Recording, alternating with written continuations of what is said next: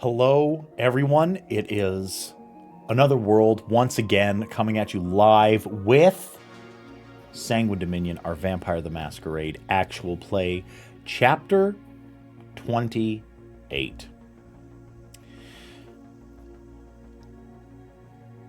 As you can see, our good buddy Texas will not be joining us this evening. However, show him some love. We miss him. It's hot off of the restructuring of Calgary as a domain that we are starting this evening. Deacon Hill, Neonate, Barely Out of Accounting, Ventrue Blue Blood, Diablerist, and Hair to the Line of Hardestat is one half of our baronies within Calgary, and Lupe Escondido, heir to Set, if the rumors are to be believed, chosen by Kementiri and the inheritor of the entire religious infrastructure of the ministry within Calgary, is the other half of the baronies here. But that is not what we are starting with this evening. We are going to ask Uptown, where do we find you about 2-3 hours after the quorum with the rest of the domain? It's about midnight. We're talking about after everyone else has left the assembly. You and Modi have made your way to whatever location you happen to want to go to. Where did you end up? I asked Modi to drive me to the place where he was embraced, or rather where he embraced himself. What? Yeah. What? Why? What? Now? Well, yeah, because something's fucky, and the longer we leave it, the less impressions there's going to be there to pick up. How are you not a Ventrue? Why are you a Tremere? Yeah, but okay. Is there something I should be worried about? Is it going to be a fucking mess in there? Well, I don't know, and also, tonight was like a lot. I just want to have a look around. I don't need you to revisit anything traumatic or anything like that. No, it wasn't even really traumatic. Between you and me, it was great. But yeah, okay. I'm just like kind of shocked that that's what we're. Okay, yeah, hell yeah. Well, do you remember what December said? December said a lot of things. Yeah, well, the one I'm worried about is that she told me 7 days to come up with a good reason to keep the secret. So we're going to go looking for a reason to keep the secret. Why did we tell December? We didn't tell December. She's the one who tested your blood and confirmed that you're not actually. I know, but why did we? Couldn't we? I can do that. What do you mean? I can test blood.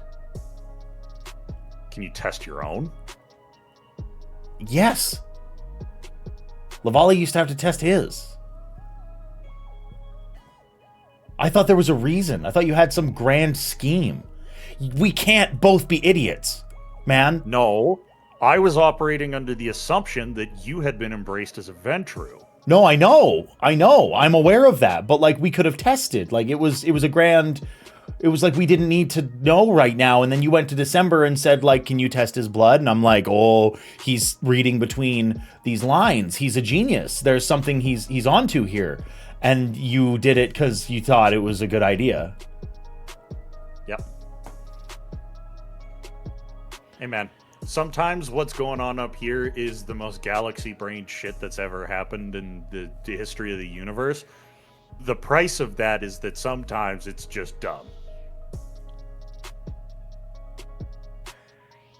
So, Man, yeah. you fucked me there. You fucked me. You fucked us. You're fucking here's us. The thing. I'm gonna go see December in a little bit because something else is going on with her lately, and I don't know what it is. Don't deflect. You fucking asshole. Modi, You fucked us up. I'm sorry. Huh? You said it was a big secret. You said it was a big secret. Fuck. Here's the thing, man. I assumed... I'm a sorcerer. It was the one thing that I could do when I was still alive. I don't think I've ever been through this exact scenario before. I kind of assumed that when a ghoul got embraced, they kind of took on the traits of the clan that embraced them.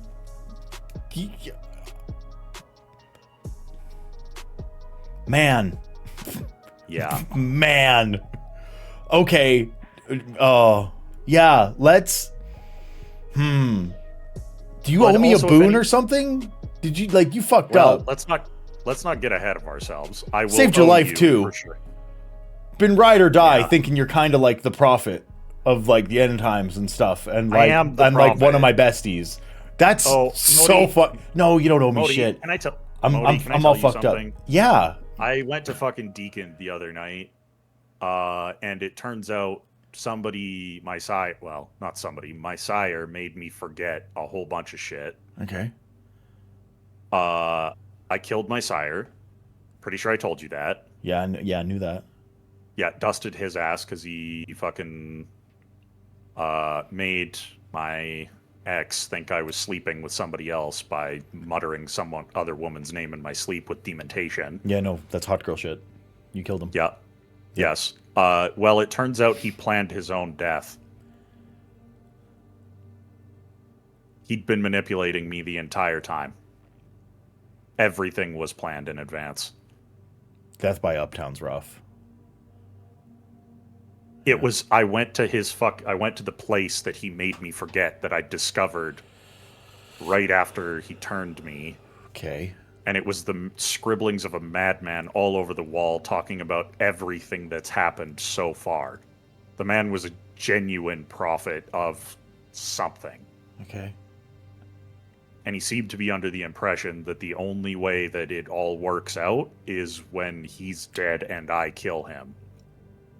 But you didn't do what he needed you to, or what? So they I wasn't supposed to find that.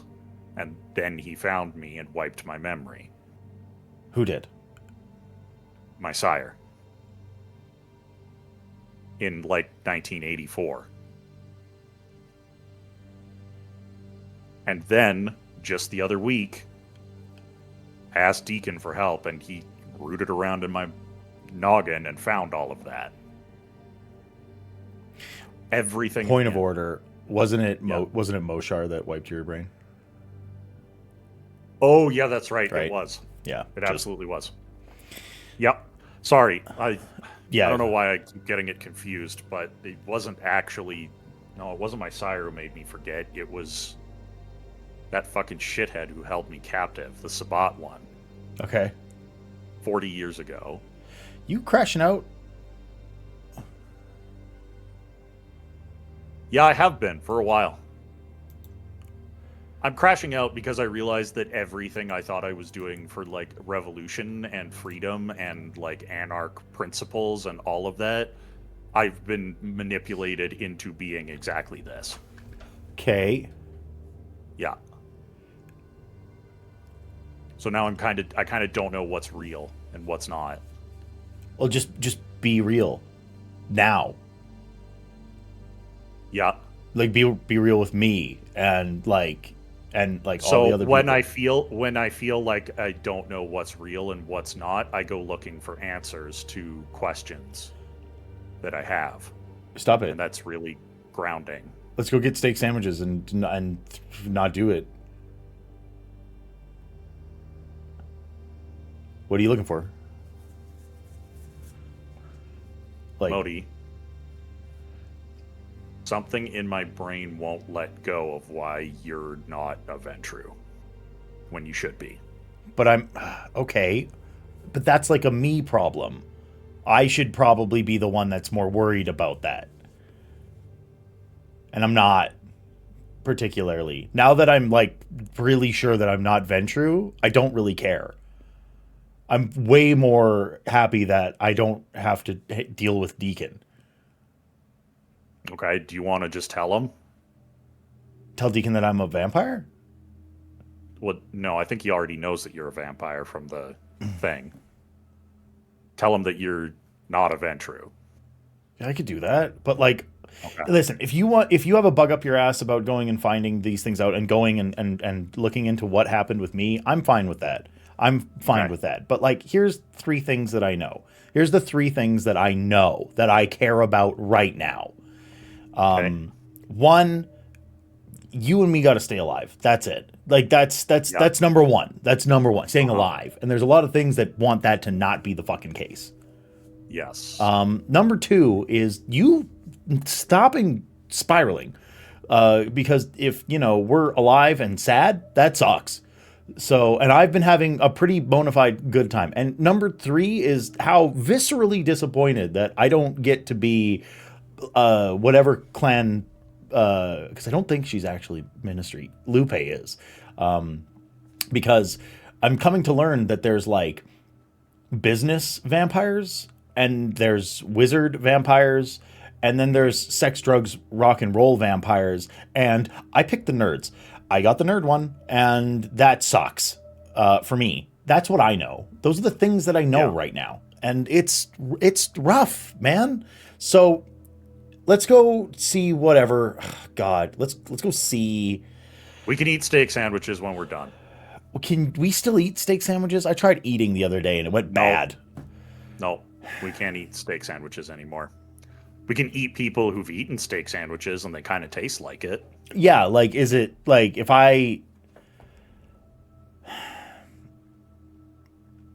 go and I feed somebody, like I'm like, hey man, do you want to go out for a bite to eat? And it's like somebody that I was gonna like chomp on, feed on, and it's like, hey, let's go get lunch first, and I'm like, hey, here's this butter chicken,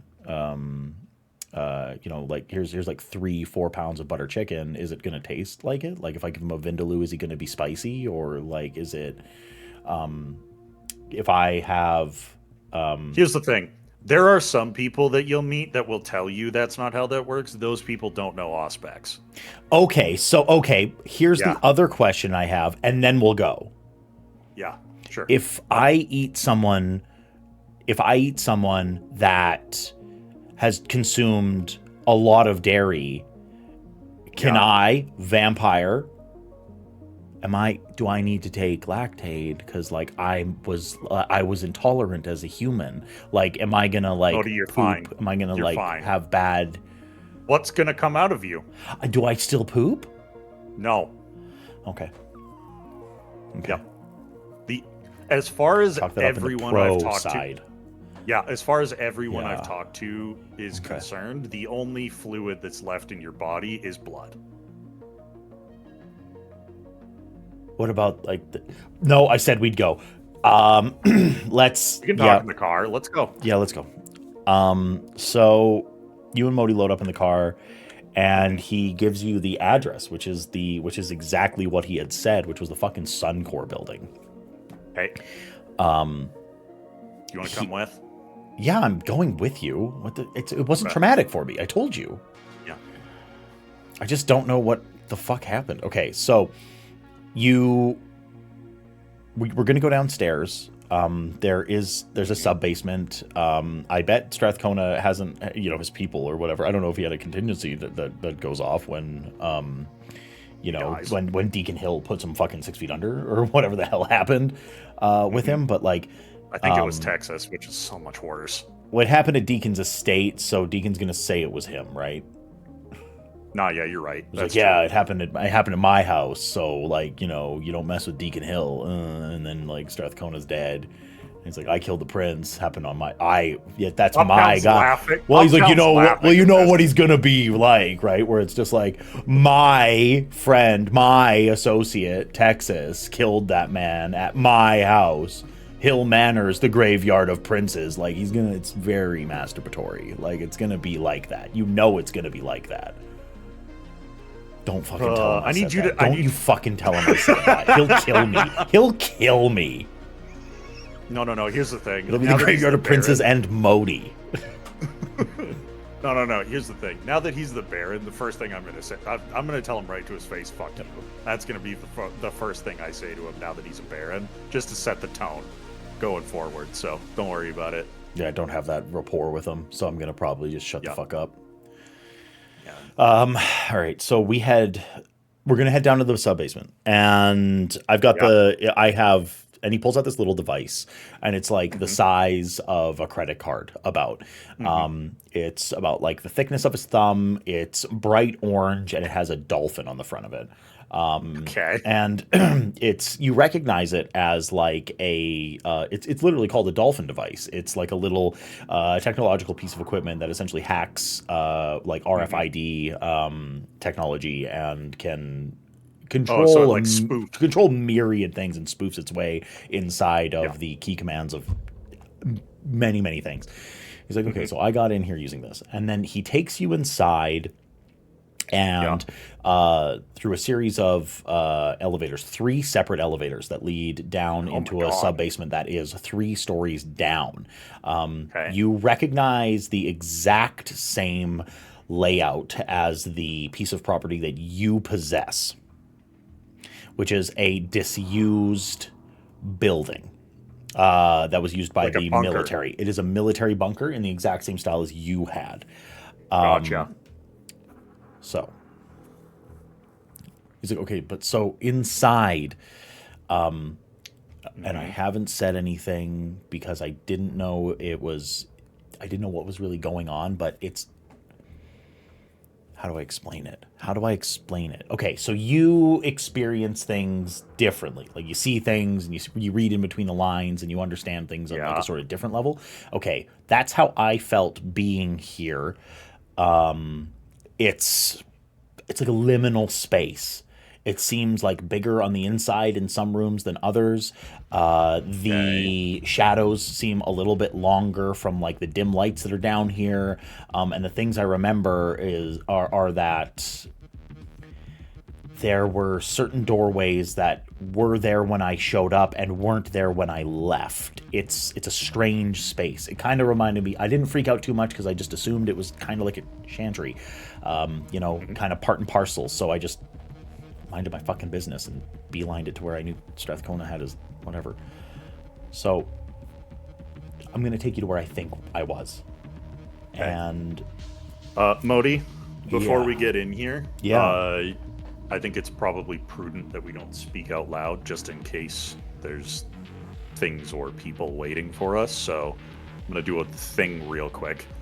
And I'm looking in his eyes, and Modi all of a sudden feels an unfortunate chill at the base of his skull running up from his spine. Does he let me in? He doesn't really understand what's happening. Okay. So I'm like, shh, just relax. It's fine. Okay. Yeah. Sure. And then all of a sudden he starts hearing Uptown's voice in his head. I'm using telepathy. I don't like it. I don't like this. I don't like that. Yeah, we can talk this way now. I don't like it. I don't like this. I don't like this a lot. You're in my head. He immediately gives you a visual image of 3D Mpreg Uptown spinning. And he's like, do you see that? Is that something you see? Do you see that? Can you see what's in my head? Can you see that? I see it. And then I think back something to do with Modi, and it's like so much worse with like vicissitude changes and like eye stalks and like just awfulness. And stop, God, stop, K, stop, fuck. Yeah, okay. Ugh, We're yuck. good. Yeah, okay. I'm making sure, like, if I need to send a picture, I can send a picture. Yeah. Okay, fuck. No. And he starts walking. He's like, we gotta go. Let's get moving. And he starts moving. And the bunker is almost like to the exact same specifications as the one that you operate out of. It has, Spartan walls, old limestone structuring that's built, Concrete. limestone and concrete in equal measure, sort of like built out of the rock that sits underneath Calgary, and you. Can I get an awareness almost immediately upon entering? Wits and awareness? Oh, yes. Yeah, absolutely. Would heightened senses apply? Totally. Okay, I'm going to do that then. Yeah. So we're going to do one of those. 3. Awareness. I have 2. And then I add Auspex, which is 5 now. Almost ran out of dice. Good.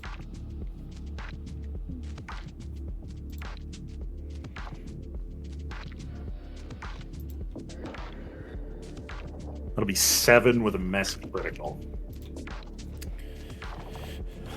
So, fairly swiftly upon entering the bunker, you realize Modi was speaking exactly right. You being a far more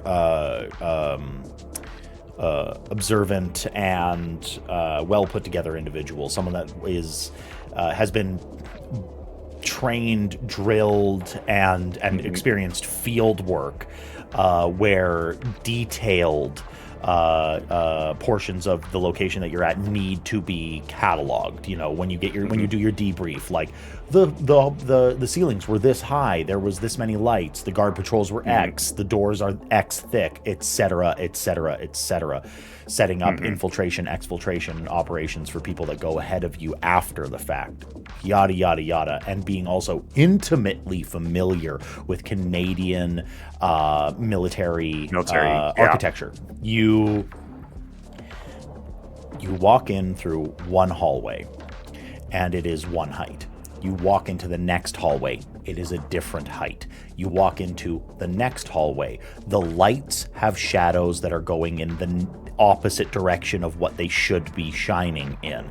You notice that some doors have doorknobs, other doors have latches. They are inconsistent, highly against most military protocol. One of the doors you notice as you walk past is a chain link fence door. You look back to double check and sort of spit take what you saw. It is once again a solid steel structure.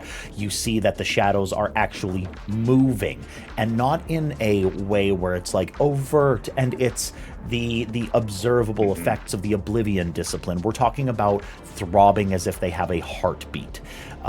They are sort of pressing back against the light that is within these rooms. You feel compelled on more than one occasion to open up a door that you do not know the entrance to, nor is Modi leading you towards. You have a sincere worry that you are being watched this entire time, in the same way that you walk through security checkpoints and you know that there's a man at the desk watching you. There is that quintessential man in the chair that is tracking your every single move. You get the exact same feeling amplified every second that you are here. Your Malkavian paranoia sense that drilled, trained from the time in the military, then followed by the time underneath your sire, then followed by your time as an Anarch operative, all feels almost like a pale comparison to the paranoia that you feel down here. And you see that Modi is sort of like, and then I went through this door, that was the mess hall, that's where we were going over that way, so then we're gonna go through here, and this door is over there, don't mind the exit sign, that leads to nowhere, I'm not sure what's up with that, I went through there last time,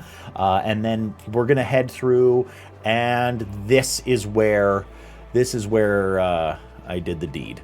and you see, and it is a double wide door that has just like the push bar entrance.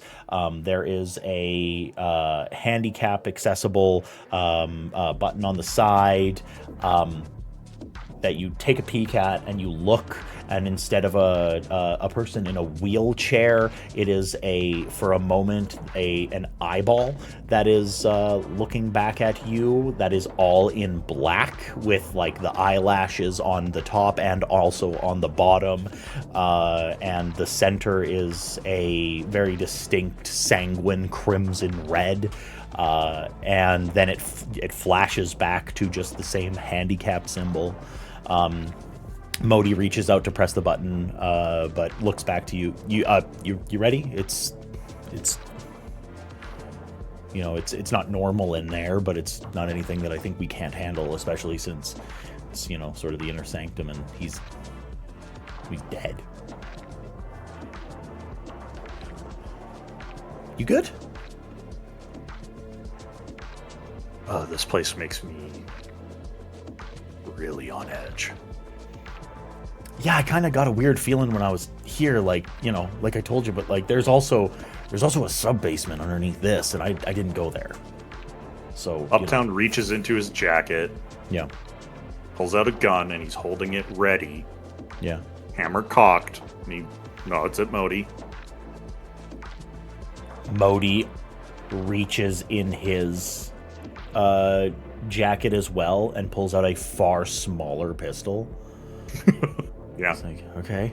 And then he pushes the button, and you hear the latch, like and then the doors slide open, and inside, you remember on the top floor, where you remember seeing not the top floor, but the hidden floor that was midway through the tower. You notice that with the plant weirdness. It has an almost identical structure to that. This is a temple that has been erected to whatever dark entity that was underneath the city. This is very likely an identical temple to the one that was Enkidu's, the one that was meant for holding and housing and revering those tentacles. And I'm going to ask you for an awareness test. Same thing as before? Same thing as before as you enter the room. Okay.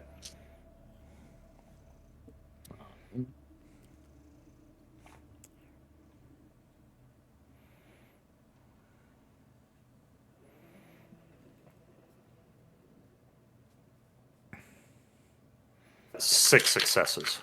6 successes? With heightened senses active. Right. And I will activate Sense the Unseen as well at this point. Across the ceiling, in the exact same way as was in the temple that was in the midpoint of the building, you see undulating tentacles of plant and fungal growth. Okay. Before Modi walks into the room, I put a hand in front of him. And I say to him in our minds, can you do the thing where you see invisible shit? No. Okay, then I'm going to share with you what I see. Okay. And then he sees through Uptown's eyes the writhing tentacle things on the ceiling.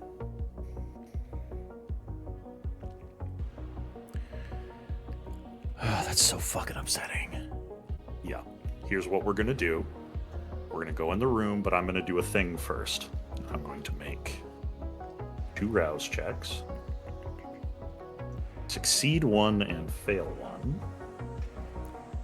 And I'm going to cover Modi and I with Cloak the Gathering. Okay. And I explained to him how it works in his head. I'm like, this is going to keep us from being seen, noticed, heard, all of it. But we need to be quiet. Okay? Anything louder than a whisper will break this. So, be very careful. Okay. I don't think it should be able to see us. All right, yeah. And Uptown's going to slowly walk into the room. Modi also, he does he holds his hands up because he's like not a sneaky guy. He doesn't really understand like the dynamics of, but he pulls a very cartoony like Sly Cooper sort of style. Like his hands are up and he's like, yeah. And he starts creeping in behind you. He's like, okay, so yet direct me here. So the altar at the back has holes in it, right? Okay. So there's 6 holes. There's one at the head, the chest, and the groin, 2 in the thighs, and 1 for feet that are bound.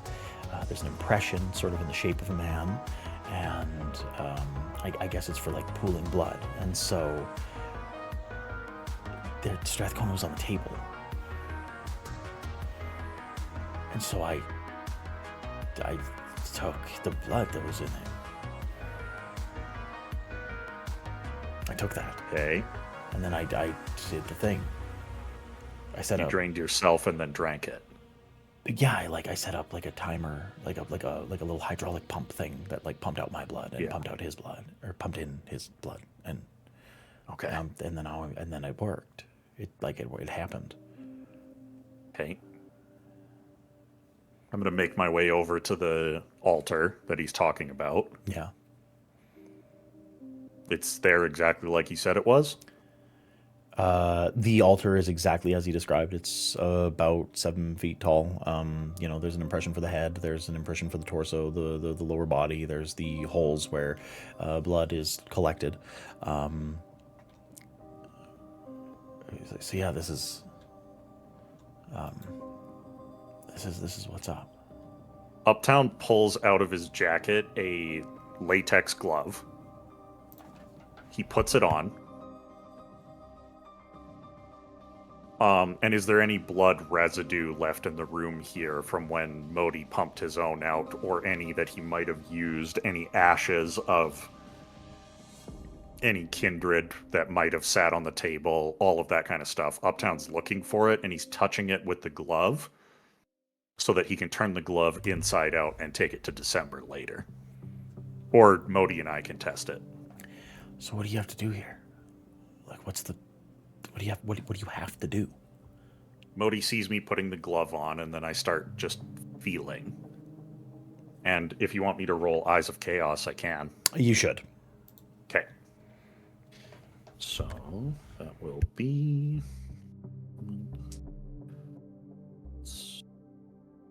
that will be 10.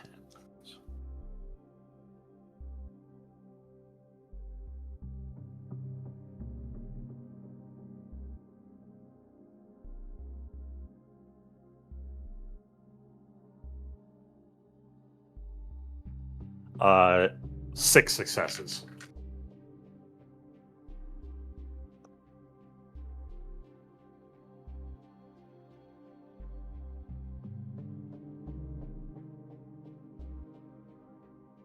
Oh, Aaron, I can't hear you. So tell me exactly what you're trying to do here. So I Eyes of want to Chaos find is out. used, to like get. So it can be used to understand a scene or environment that has been staged, cleaned up, doctored through the use of supernatural powers or more mundane methods of concealment. This power also allows a vampire to see hidden patterns, solve cryptic puzzles, and partially understand lost languages. So basically what I want to use it for is to find the tiniest little clues that might have fallen through the cracks in this table or anything like that, right? I'm figuring out what happened here. And if anybody has supernaturally cleaned it up since it happened, then realistically I should be able to at least know what happened, even if I don't see through it yet, right? Okay. So I think it starts with you seeing like minute boot tracks throughout the dust that has settled in the room. You look at the patterns of where people are walking. Clearly there was a scrub job here. You've seen that pattern a million times before, and you start tracking like all of the different minutia of that event. You're like, so there were 6 guys. They came Bleach, in. They ammonia, had bleach and ammonia, and they were cleared up. And then the further detail of that is that cleanup crew was then put up against the wall. A trough was put in front of them, and their throats were slit. Those people were killed, their blood was collected, and they were taken out of this room and disposed of.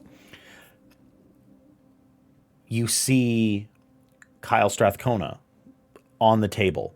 You see like little scraps of things that you had, you're looking at like a scrap of clothing that you had seen him wear on occasion. You see that pattern on the inside of his suit jacket. Yes. Mm-hmm. And then you see something that is upsetting, but not something that you are entirely surprised by. Mm-hmm. And that is the telltale signs of a homunculi. Okay. The person that was on the table was a simulacra of some variety. And it was being used in a ritual that you don't understand. You see the details of it. I'm walking Modi through it in my mind as I'm noticing the details, so if he recognizes anything about how it works, then he can make his own assumptions. Modi's, yeah, for sure. So you're seeing the Kindred being fed. Mm-hmm. They are being forced to diablerize someone. Okay. They are put down on the table. Multiple people are feeding on them. It is almost the exact same ritual that you had heard of when Strathcona was killed the first time, happening here. When did this happen? This was maybe 3 weeks ago. So after that happened, but before before Strathcona died is what you would imagine. Oh, when he actually died, or the first when he time, was when the first when he died. Gotcha. Yeah, not the slaying at Hill Manor at the death that predicated the campaign. Yes. Okay. So it happened here as well. That happened here as well. Okay, so just to clarify, I know about it happening somewhere else around the same time, but it also happened here? Yes. Okay, good to know. And then you see time pass. There was some sort of convocation that happened here between that moment and now. You see the residue of small droplets of blood from shared vessels. You see the telltale signs of individuals that are, paying homage to whatever is in this room. And then you see, almost like clear as day, Modi ripping into the room. Yeah. Looking left, looking right. Looking like a cornered little rat. Mm-hmm. He's covered in explosives. Yeah. He's got a big shotgun on his back. Uh-huh. You can see it. That might not be the exact regalia that he was rocking, but you see the foot and the boot impressions from Modi. He was likely the last person in this room. Mm-hmm. And he was weighed down a certain amount, and you're like, yeah, that was when he had the guns and the bombs and the grenades and the yada yada. He was being a degenerate. Yeah. And I know how much that loadout weighs. And you see him move up, and you see him do exactly what he had said he was going to do. He sets up essentially a portable embrace. God. And you see him slit his wrist, bleed. Yeah. You see him set up another an intravenous thing where he he sets up blood bags with the fluids that are in the table. He's panicked. So he's just using whatever's in the table. Whatever's in this table. Hey. Okay.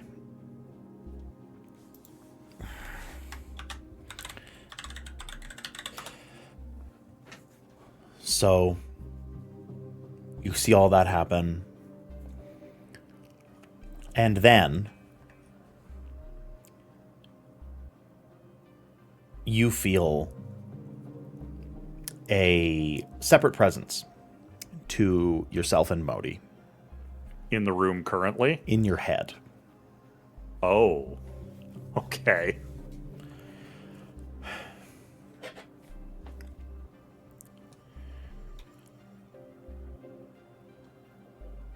A temple erected to me is already issue. I'm not an object of worship, and deeds shouldn't be done in my name. I'm a tool to seal things away. Seal the way itself.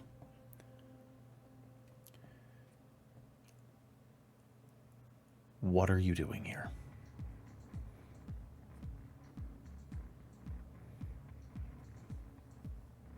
Hello out there. My name is Uptown. It's nice to meet you.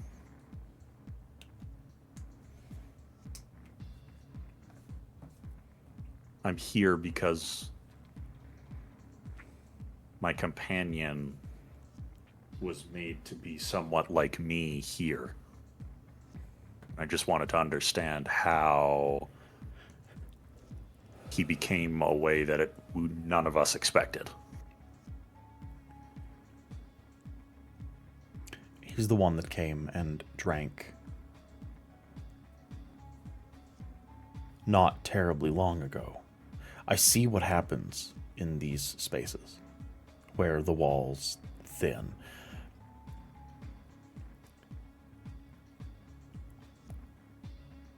Why is it now that you thin-blooded, worthless stains left on the world are making every attempt to free me? You need to stop. Do you want to be free?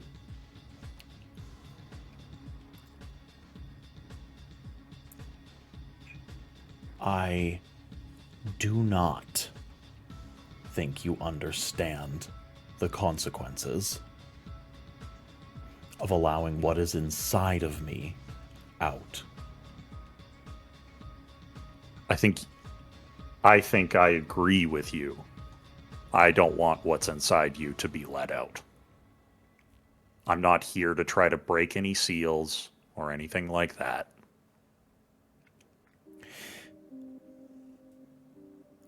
There have been 5 separate places where your kind have thinned the veil. Where you have created separations, where there has been cloven fabric.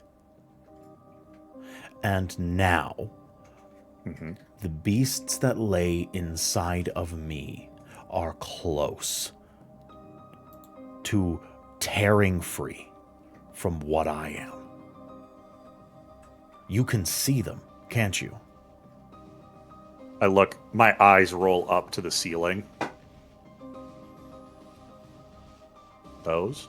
So why is it that you politic and you wait and you sit?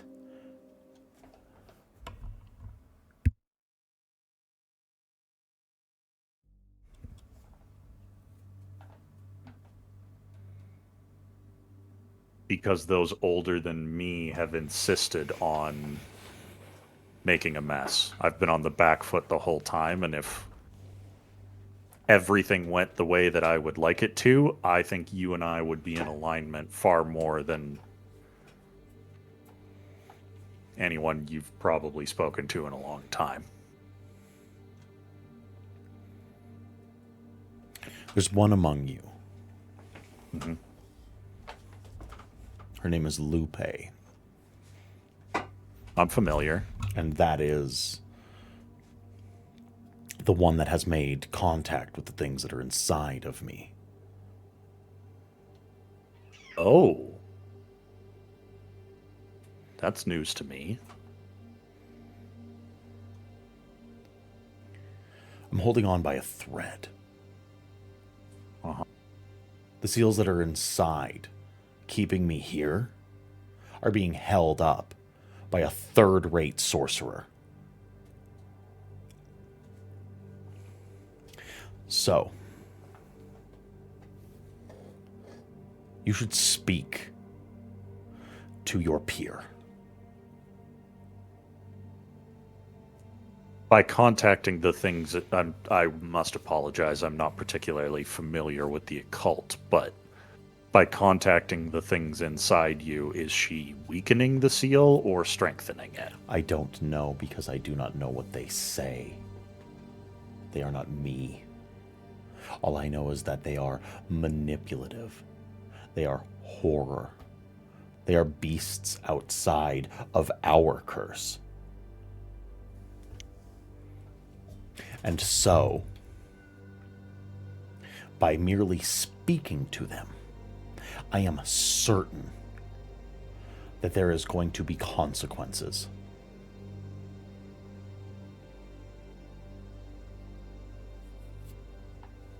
Yeah, I can't imagine that reaching out and touching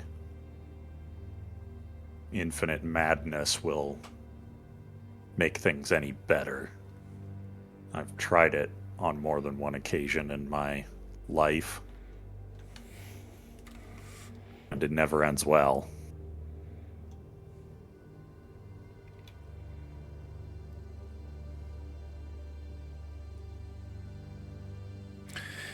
I would say I'm sorry for the conduct of the people that I associate with, but I'm not. They make their own choices, they're free to, and they're free to reap the consequences of those. But I will do my best.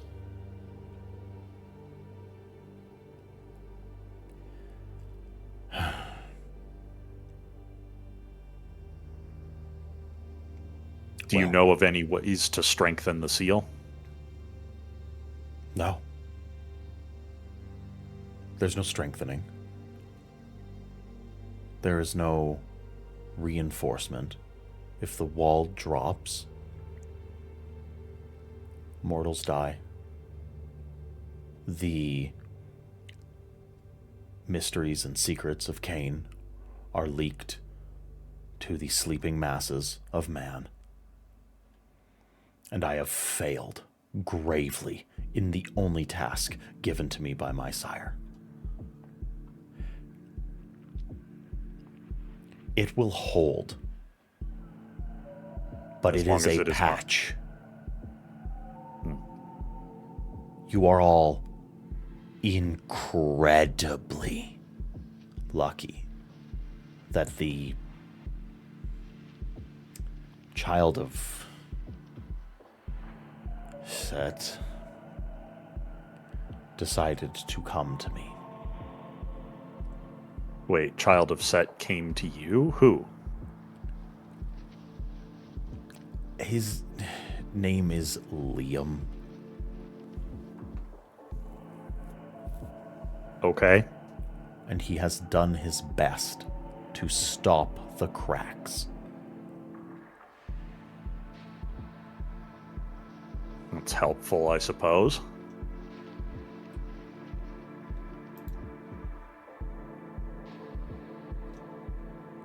Have you been watching here? And other places, yes. Do you happen to know whose blood my friend used to turn himself? Just out of curiosity. I want a persuasion from you. Okay. It's an honest question, and if this guy tells me to pound sand, then so be it. Yeah, totally. What's the roll? It'd be charisma and persuasion. Charisma and persuasion? Yeah, for sure. You know what? We're gonna rouse the blood on this one. Yeah, let's see if Uptown's likable enough to get answers out of this thing. I do get a little hungrier. And that's how Uptown died. Trying to be likable. Oh, oops. Oh no, I should have that. Yeah.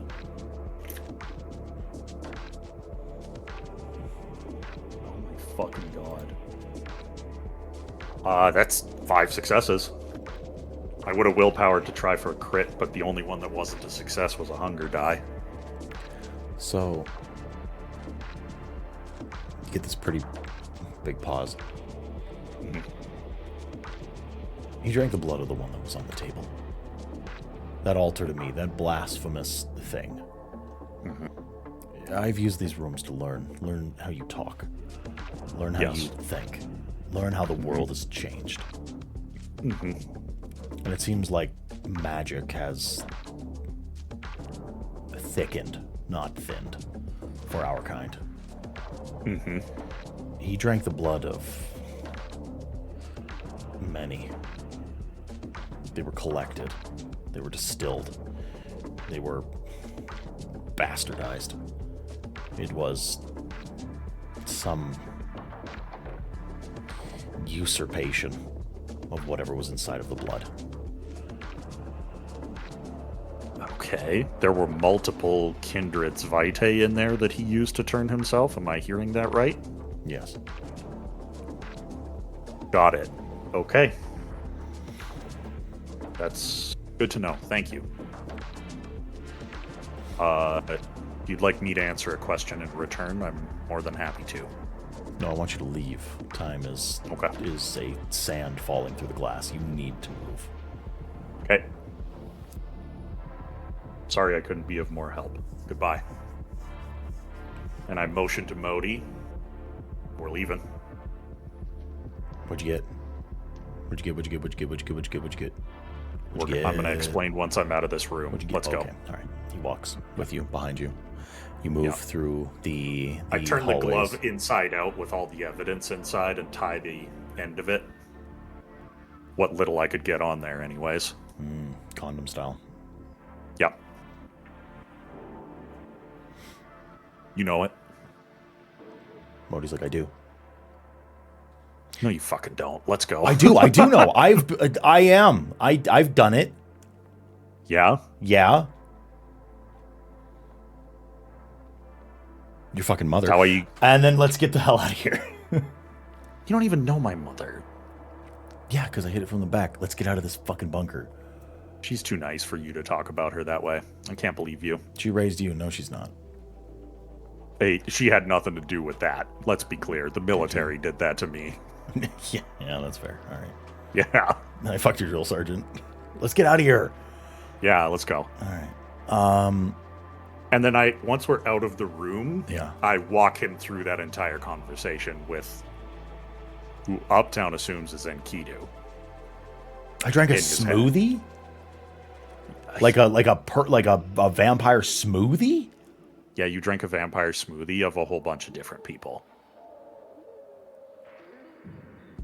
I'm blown away you came out with anything resembling a clan, if I'm being completely honest. Normally, I have no idea what would even happen if you tried that. Me. Yeah, I suppose. haven't.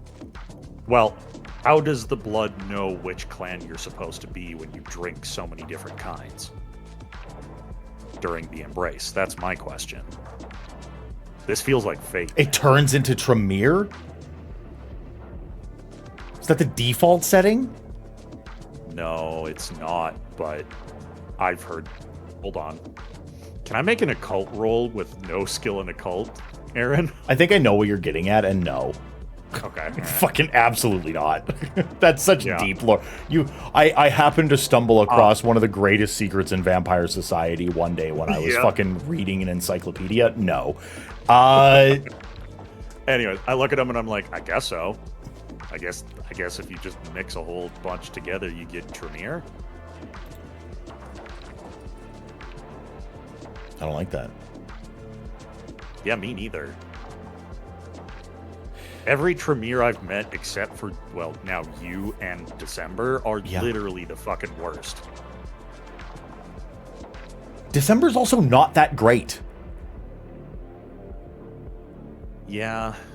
I think December's not that great because she's struggling right now, and she's not in the incredibly oppressive pyramid scheme that is the rest of that clan. Okay, Dad had a drinking problem, but still fuck him. Like, you know what I mean? Like, Yeah, all right.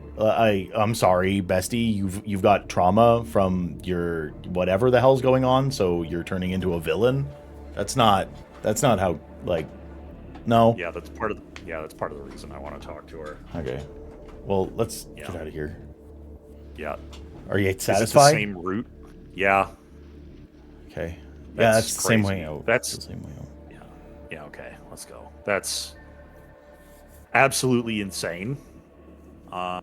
Yeah. Also, this place is awful. I hate it here. Let's go. I kind of like it. Okay. Yeah. We are going to zoom out. Yeah. From uptown. So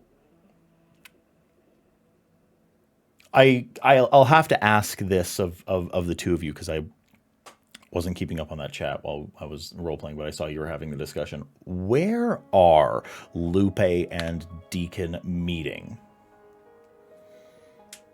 They're meeting at Wolf's Den. They're meeting at Wolf's Den, okay. Mm-hmm.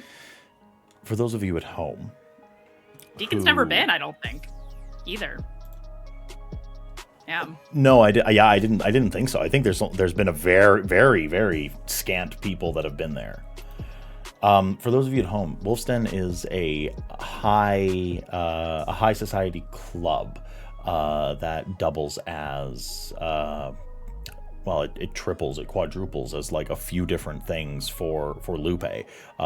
It's a haven. It's a money laundering facility. It's a place to earn legitimate money. It is a brothel. It is a feeding territory. It is a well manicured and tailored haven for whatever a vampire or mortal might desire.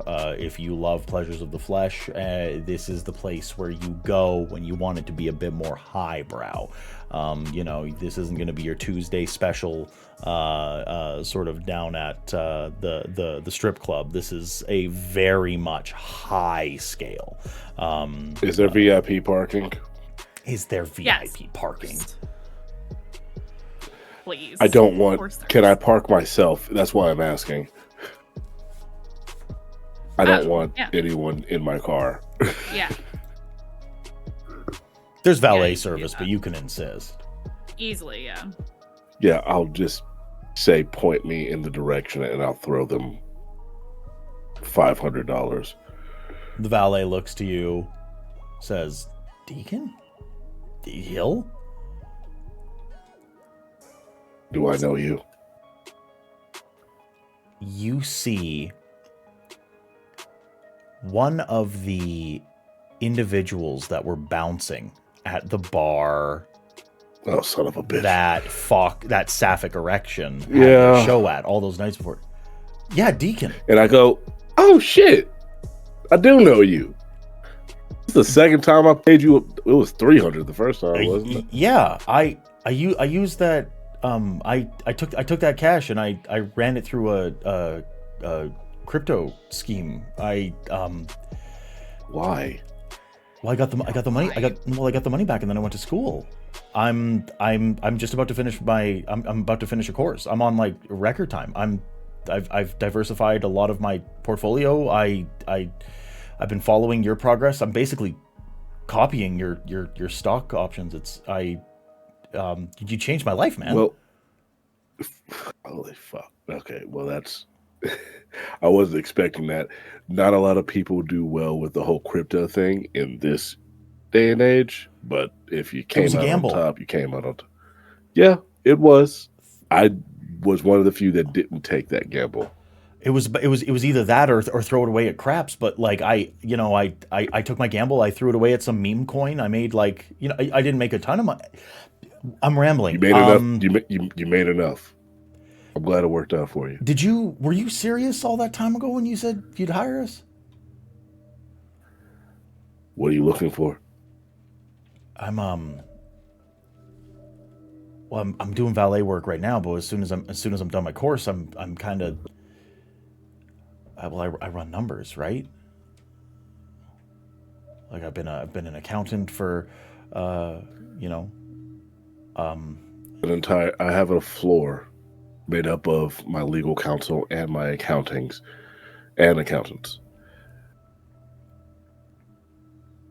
Did I give you my card? Or did I just give you money? you gave me the card, but it was kind of unnecessary. I didn't think, I was never going to call you. I didn't think I'd ever see you again. I didn't know if I give you my card, do I seem like the type of person that isn't serious if I give someone my card? A little, yeah. But only because of like the reputation of the filthy rich, like I thought it was kind of like a courtesy. I'm going to let you in on a little secret. Yeah. I may be rich, but I'm not a fucking asshole.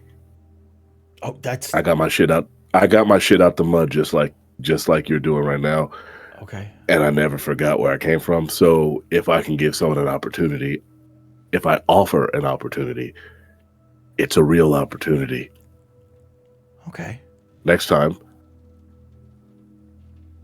So when you go home tonight, yeah, scramble through wherever you put that card. Call me, email me, text me, send me your resume. Okay. My company's private. My company's not public, so it all stops with me. Okay. Can I ask you one question? Just one? Well, I don't want to keep you. I know you're busy. And if I get the job, then I mean, maybe I can ask you all sort. Did you actually run with Fitty back in the day? Is that true? Like, I know you were in New York, and like there was an article that came out, and they wrote about it, and he said there was this real wealthy friend of his, that had to leave the city shortly after, but he if the rumors are true, you did the guy in that, that used to be his supplier back in the day. Some scummy hippie dude that lived on a second-story apartment.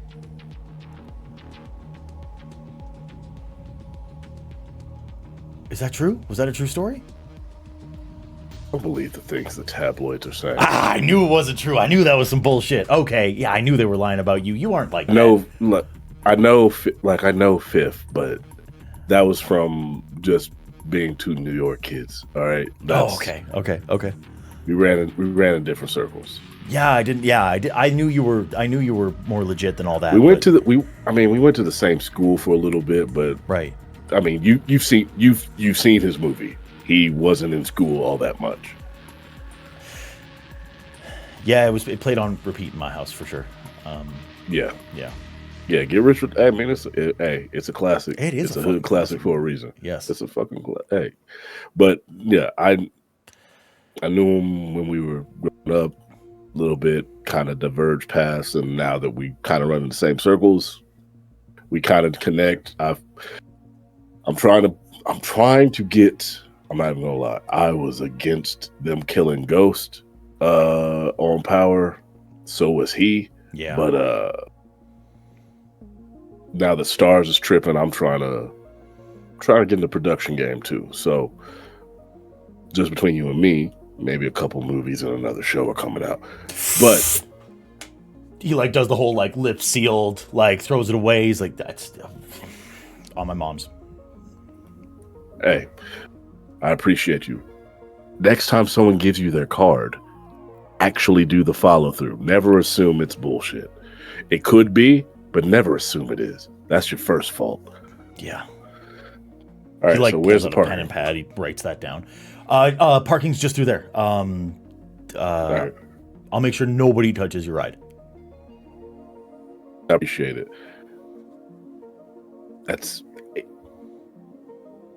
I'll tell you what, if you actually follow through, 500 will seem like something you can just give to a valet. Especially if you're one of my accountants. You'll be handling... I'm not going to get into it. And I just drive away. He starts like scrambling.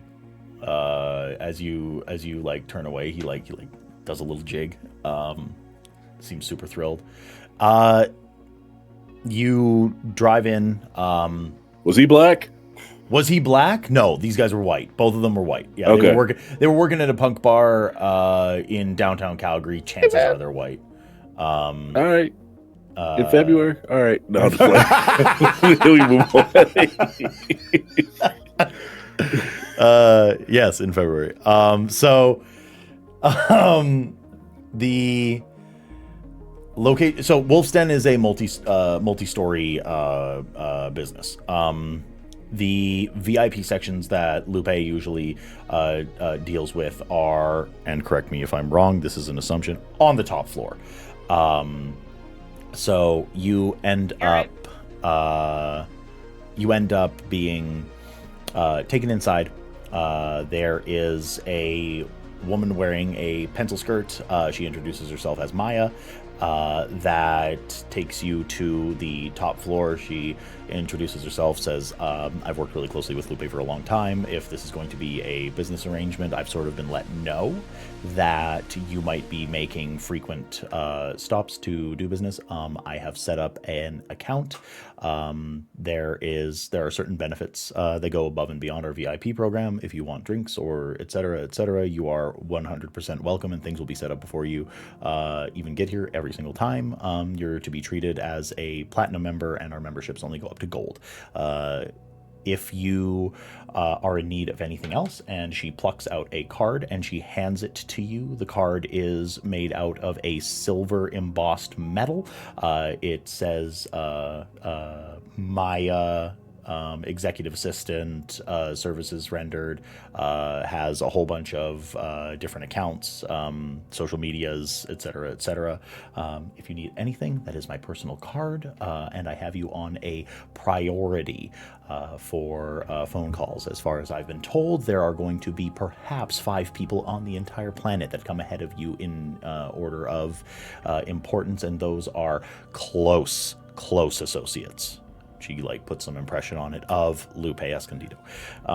Welcome to the Wolf's Den. Help. Yeah, Deacon cannot help but say it in a flirtatious way because it's who he is.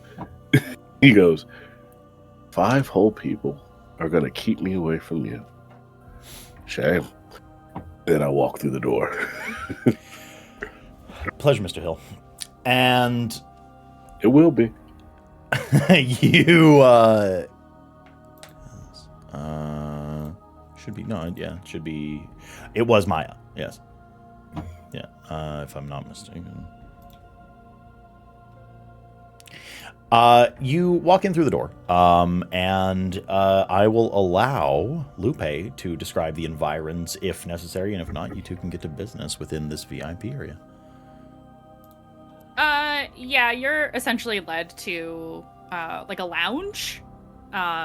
There's, instead of an office, there is an office here, but why would we meet in an office? It's us. There's lots of nice couches, very plush. It looks like old money made new.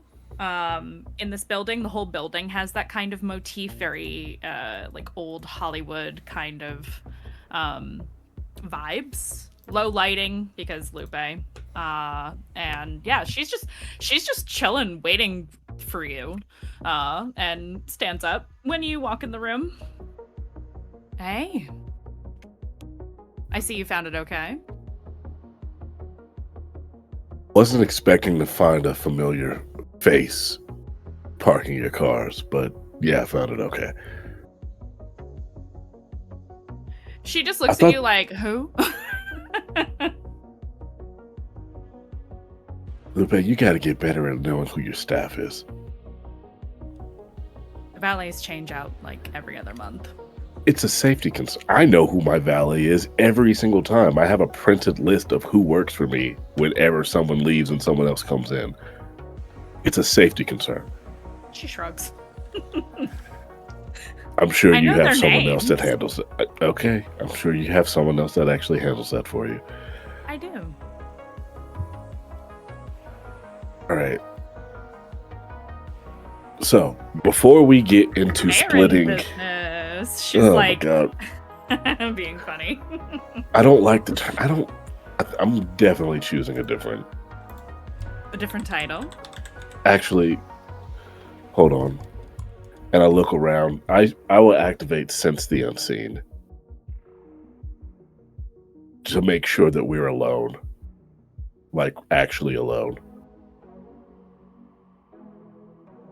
Give me a wits and awareness. Sorry, wits and aspects.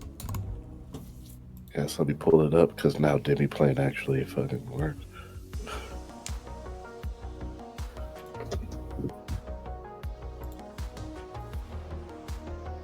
It's wild to me that I can notice more stuff without using my disciplines than with using my disciplines. The things that you would notice with your disciplines, though, you wouldn't notice without them. Yeah, that is one success. One singular success? Yes, one singular Longtooth success. is in the corner. No, I'm just kidding. I was gonna say he doesn't hang out here. He super doesn't hang out. If Longtooth were here, that would be the end of Longtooth because he definitely snuck in without Lupe knowing. Yeah, exactly. No, there's nothing insidious within the room. It's as it appears. It wasn't a thing of like Just a force of habit at this point. Little paranoia. honestly not even that, and he wouldn't hide that he's doing it. It would he wouldn't try to hide the sheen that would come over his eyes as he stares around, but he does say that, well, actually, since it's just us, I'm gonna drop the whole pomp and circumstance that I usually have to do with everybody else. Basically, I don't feel like fucking code switching right now. That's fine. I don't mind.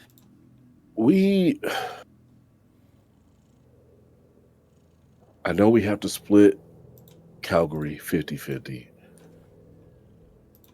It's not our biggest concern right now, and I have to say that first. I agree. And you and I, outside of Texas, outside of Z, you are the person closest. Outside of my sire, you are the person who is closest to me. As secretive, as close as I allow, and he says as close as I allow anyone to be to me.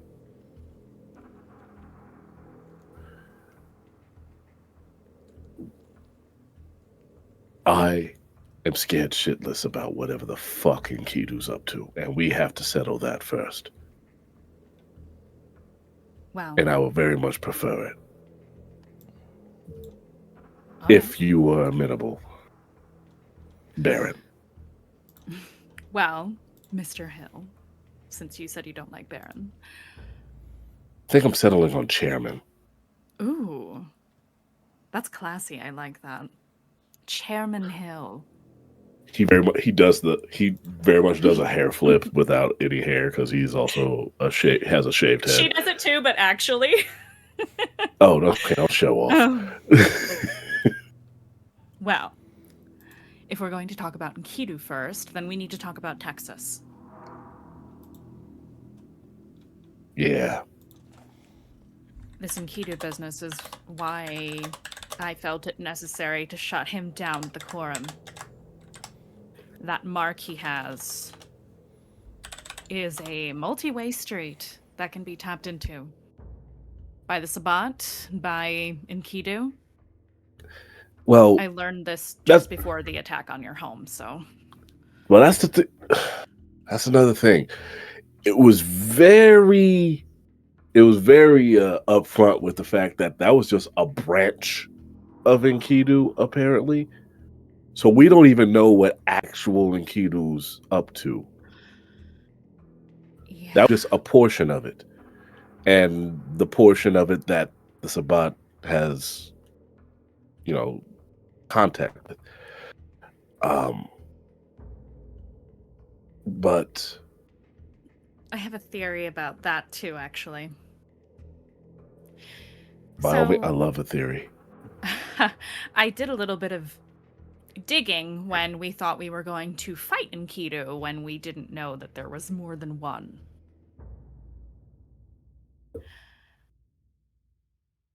And I found something. I connected with the typhonic forces that Enkidu holds. Ministry shit is how she explains herself. The fastest way to explain. You don't have to. I don't have to explain to you that the oldest stronghold of the ministry is located in Harlem. I know ministry shit. It's Excellent. fine. She smiles and nods, remembering that we've talked about this in the past. Yes. So I may have tried to convince it to work with me to destroy Enkidu, because I assumed it would, destroy all of them, everything. And I don't think it worked, because I think it wasn't the Enkidu we interacted with. That one was reasonable. I didn't talk to Enkidu there, but they made it seem different from the Enkidu we've interacted with. So that's what I know. And my other theory is Liam might be with the other half. So somebody... You know what we keep coming across, and I apologize. My detective brain is detective braining. Mm. We came across Lavali after Lavali was dead. Right. Kyle Strathcona somehow appears heart and healthy when we saw him desiccating on the table.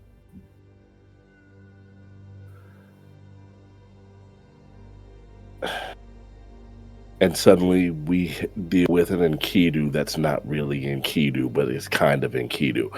We keep coming across a lot of people who are not the actual person. Yes.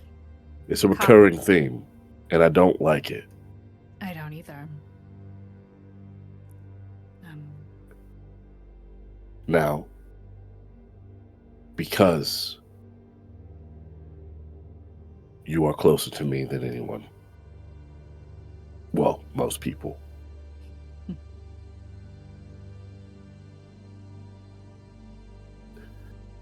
What happened with Z was not the only thing that I did that will be considered bad that night.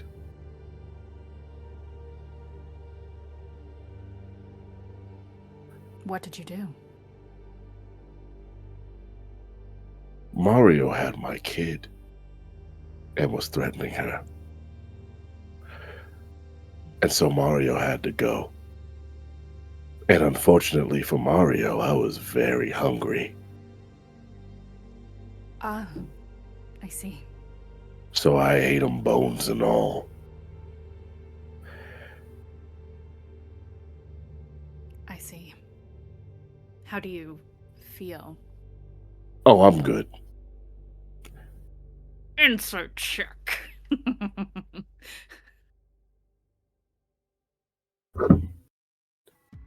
Insight check is hilarious. I'm so serious. I was just like, wrong system, but go ahead. I mean, there's insight. There's insight needs, yeah. Yes, go ahead. Aaron, tell us what everyone's supposed to roll. Just 2 successes. I'm not gonna push or anything crazy. Yeah, no, insight. What's an insight from Lupe? 100%, and then I'll take a manipulation and subterfuge. But here's the thing. You don't have to roll anything if you're lying to yourself. If you truly believe that you are okay, then there's something to be said about that, and then Lupe can glean from the successes a certain amount of information about that. But if you are just saying, I'm okay, in a bravado kind of way, then... It's not a bravado thing. I feel like Lupe would know it's never a bravado thing. It's Deacon says I'm okay a lot, and it fully stems from the fact that he truly believes that like I said before, he believes he can get more done by himself. So as long as he says I'm okay, then it's okay. Okay. So I'm good.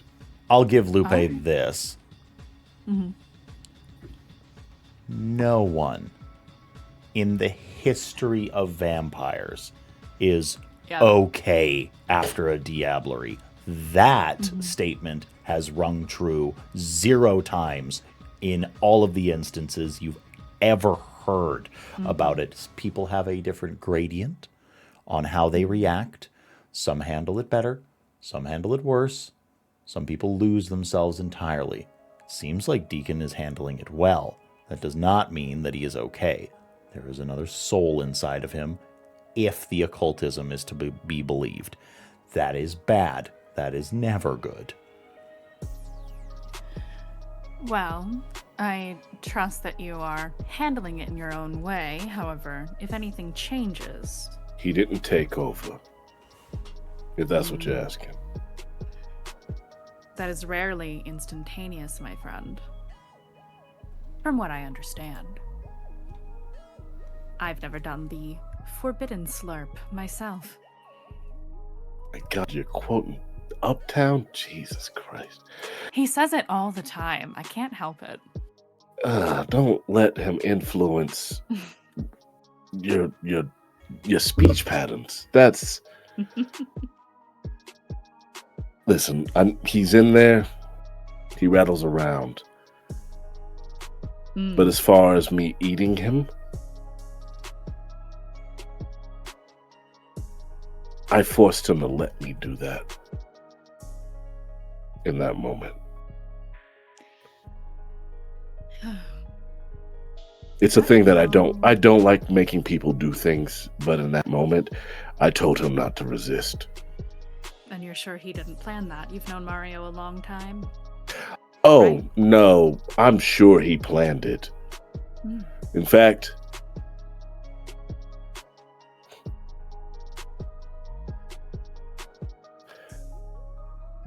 in that moment, I didn't care. He had my kid. He had to go. Permanently. And I might as well get something out of it. If I were in your shoes, I probably would have done the same thing. So.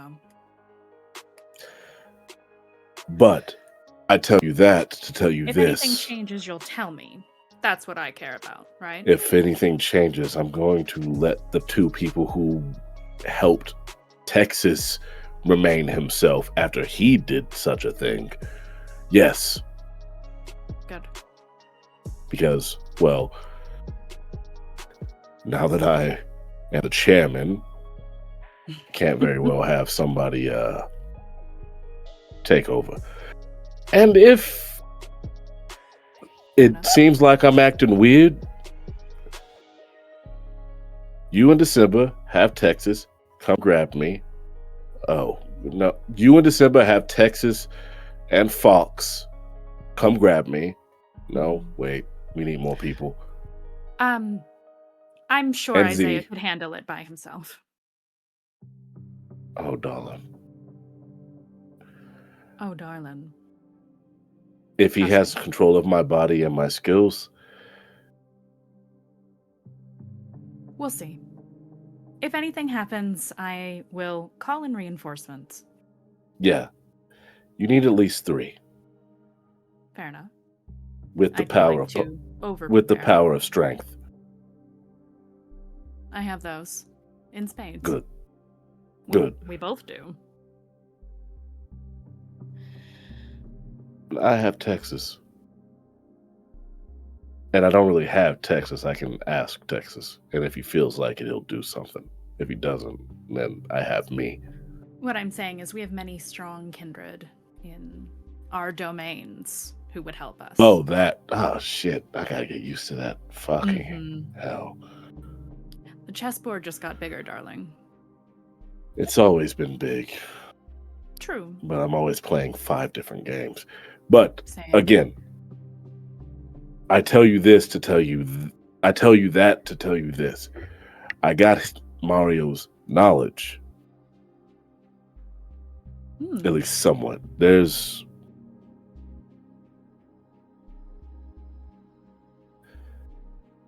more bullshit under this city than we thought.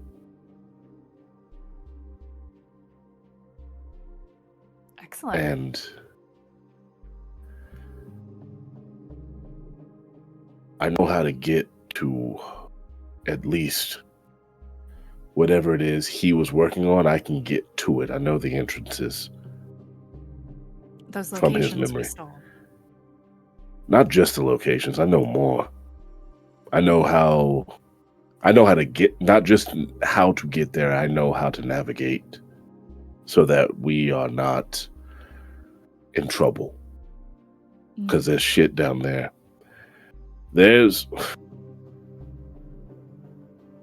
And Aaron, you can cut me off if this gets too metagaming, because I'm very well. There is so many things called the Labyrinth in World of Darkness. There's like 6 different things. But so I'm not wrong. This is specifically the Labyrinth of that the Sombra tap into, correct? This particular brand, as Deacon understands it, is largely reminiscent of the one that exists underneath Chicago. Okay. Not the one that Zelios created. Not the one that Zelios created, but the bones are there. Gotcha. Okay. Yeah, like it's fuck. Yeah, it's 6 of one, half dozen of another. Zelios was using the exact same recipe. But the fact that he was able to do that is another thing. But yes, you got it. Yes. Basically, there's a layer of the fucking underworld underneath Calgary. Oh. Like hell. Yeah, that's what La Sombra are doing. That's not Shadow. That's literally the darkness that encroaches upon death that they control. It just kind of seems like Shadow to people. Oh. How much do I know about this storyteller? Like, I don't know how much lore about these kinds of things Lupe would know. So, it's...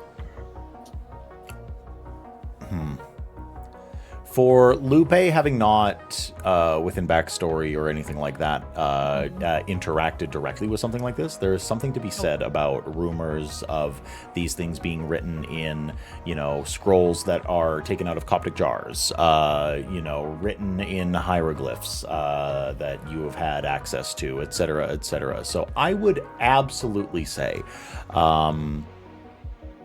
give me an intelligence and occult. Okay.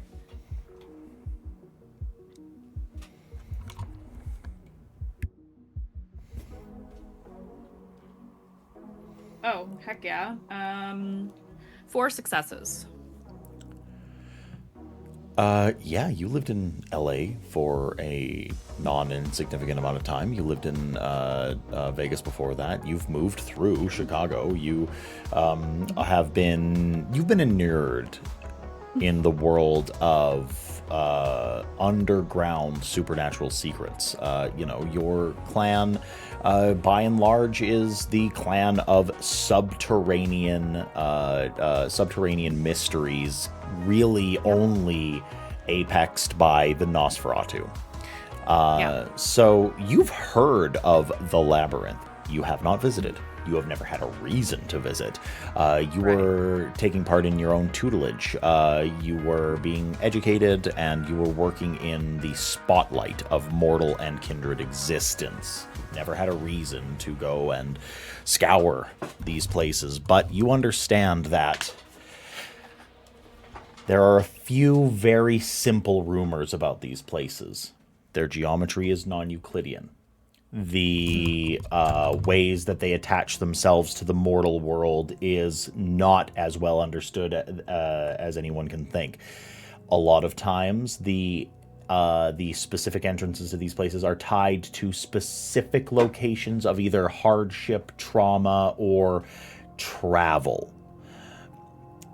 And most importantly, it is attached to the abyss, that cold place of the dead that is the working grounds of necromancers, the Hakata,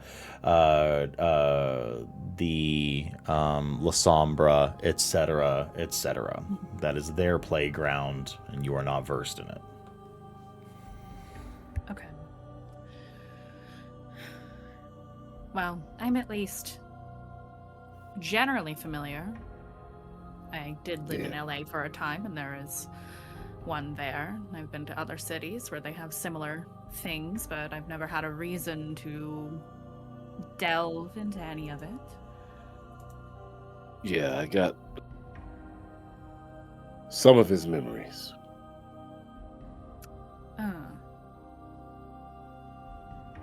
And some of his other stuff.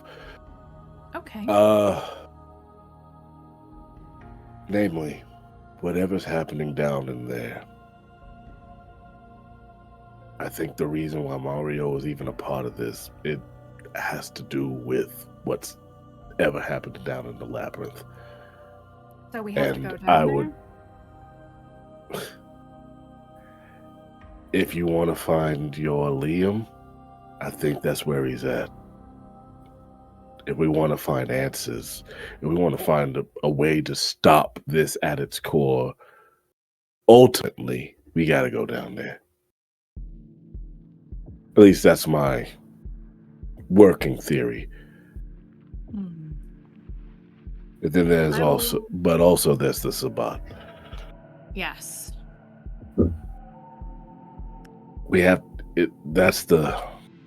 That's also the reason why I don't want to talk about territory yet. Fair enough. Because it's that, and then because there's Enkidu, and then there's the Sabbat. The Sabbat's the one that's going to keep us from trying to get to Enkidu, more than likely. We should handle the Sabbat problem. I will do what I can to confirm your suspicions about Liam's location and the labyrinth. There are some things that I can do to delve deeper without going there. Because you're a witch? Yes. I knew all the witches were hot. I've learned a thing or two in recent nights. So I will see what I can do. I was going to. What? Oh, I was going to delve into blood magic, but I went another way. I do know a bit of magic, but it's mathematic. It's not actual, like, Tremere blood sorcery. Still works, though. Mathematic, you can teach my numbers, woman. To do your wizardry. I know just enough to make sure that my haven is protected. It's part of the reason I apologize. It's part of the reason why I feel like Liam was having a bit of a hard time at my old place. He had to break my wards before he could do what he could do. He also needed my blood to do what he did. His wasn't strong enough. Well, not everybody's Lupe. And not everybody's Deacon. And not everybody's Deacon. And that's why where we're at. about we keep territory loose just so that we have something to say to the kindred who live in our domains? You Okay. already own a lot of the financial district, right? Yeah, Okay. I own on paper. the fashion district on paper. Those are on two different sides of the city. Why don't we just draw a line down the middle and call it a day? And if we need to revisit, we can talk about that later. Yeah. Just give them an idea. Okay. It's a little strange since we were one domain. I'm open to being pretty lax about feeding territories between both. Everybody's friends here, so I'm okay with that as long as my one thing is I don't want bodies dropped if they don't have to be dropped, because that opens that it's a line of questions that don't need to be asked, and also I will be reinforcing that. Don't worry. okay, as long as I just don't want it to be like, oh, in one part of the town it's one thing, and then as long as we can come together on like what rules we want to enforce on both sides, so that there is some sort of semblance of, and not some sort of, because you can always talk to me, I can always talk to you. There is We're on the same decorum. page. Yes, decorum across the board. That way we don't have more eyes on our society than needs be. And I know I can get that with you, but I have to say it out loud. Of course. I propose that we uphold the same traditions that Trevor upheld. The ones that he left out, I don't feel are terribly important for this region, and we're not the CAM, so no reason to uphold. And we also have, like, a world-ending eldritch being possibly waking up that we have to deal with. Yes. Politics, and I know this is a weird thing for a Ventru to say, but I don't like politics anyway. Politics be damned right now. Action needs to be forward. I agree. So, now that we have a rough semblance of what we're doing, status quo as per usual, nothing major changing other than the territory line, our main and primary focus should be taking down the Sabbat and very close secondary, the Labyrinth, because I agree with you. I think, at least at this stage, that's a group it will lead project. us to... Oh, yes. We need a task force for the Sabbat. We need a smaller, more secretive task force for the Labyrinth. I believe. Do you know where the sheriff made off to? Like the former sheriff? I could inquire, but he's a CAM dog to the bone. He probably will go elsewhere where there is CAM. Dude's fucking 9 feet tall. He's a walking masquerade breach, but he could at least chop some heads for us down there. But I try to convince him if he hasn't left yet to join us. Oh, I know you can convince most people of most things. Not him. He hated me. Oh shit! It's gonna be up to me. I could do that.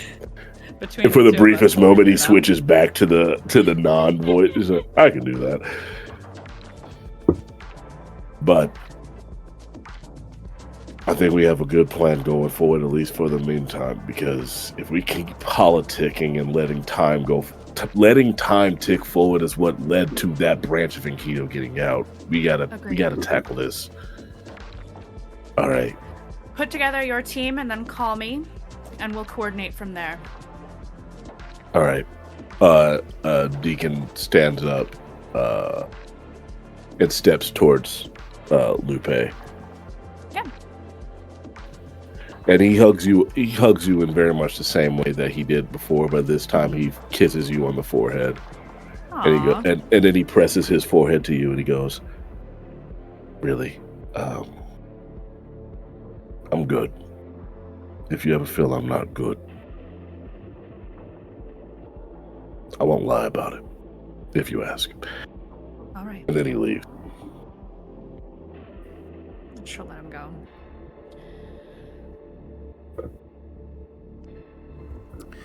And scene.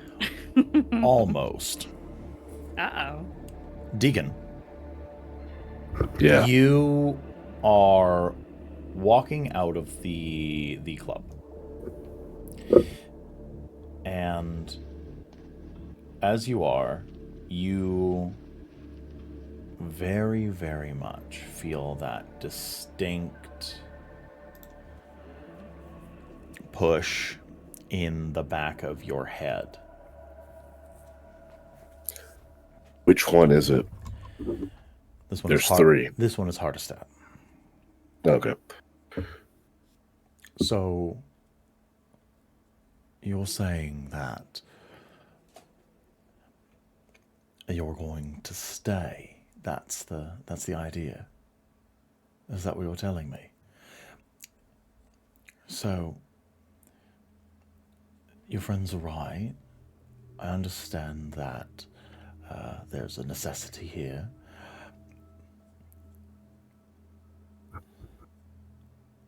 Don't you think that your friends could handle it?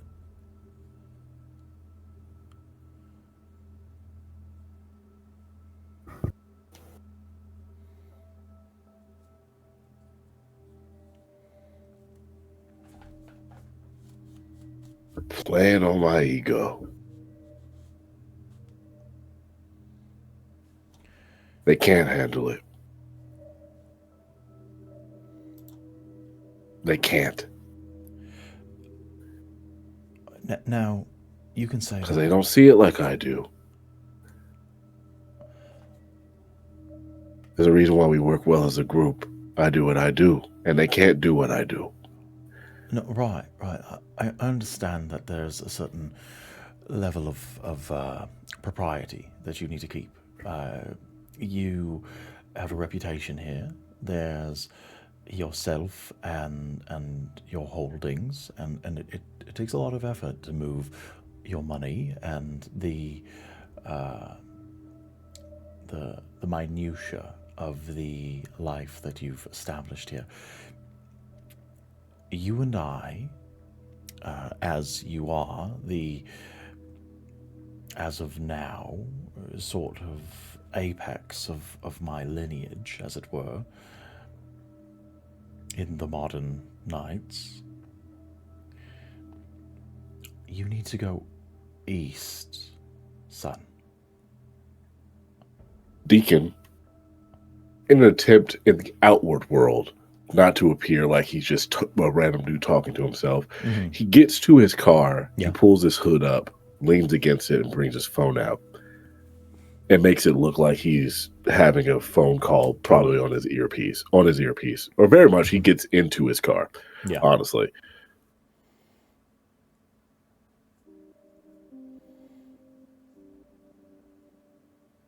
How does that?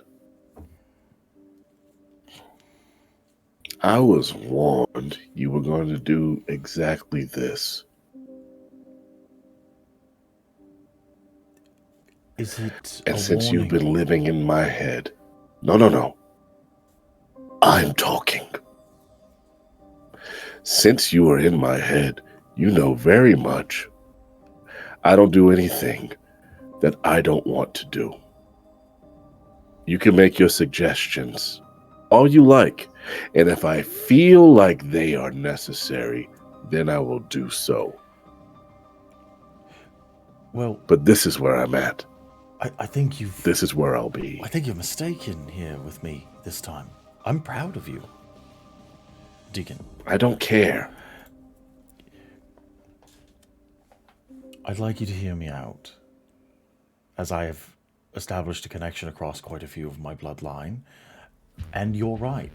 You get to make these decisions for yourself. I cannot force you to do anything. I am not a soul that exists within your body the same way as say Mario, my erstwhile companion here.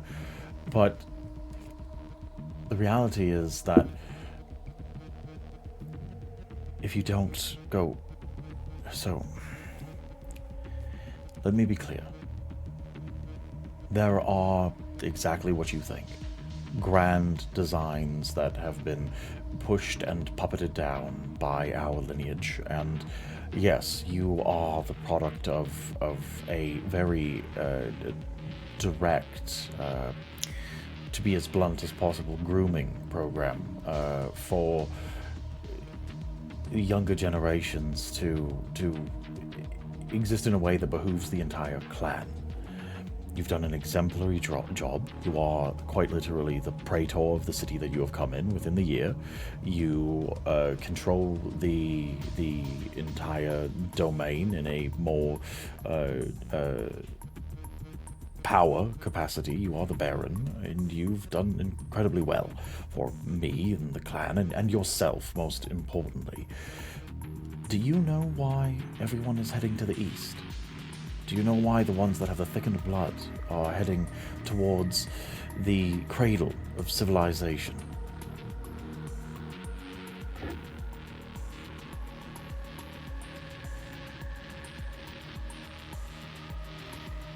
I'm going to give you a quote from a song from an artist I hold near and dear named Duran Bernard.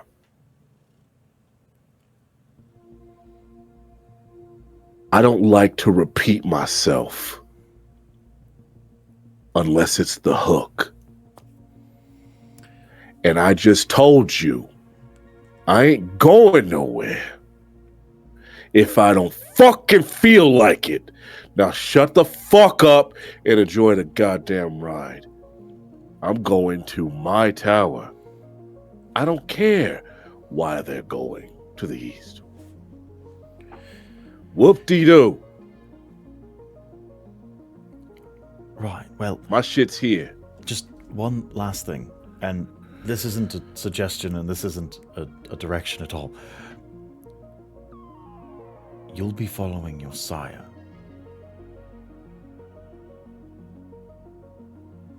Jasmine's her own woman. If she wants to go that way, then she'll go that way. I'm very glad that you feel that way. You talk too much. It would seem as if she's taking Z.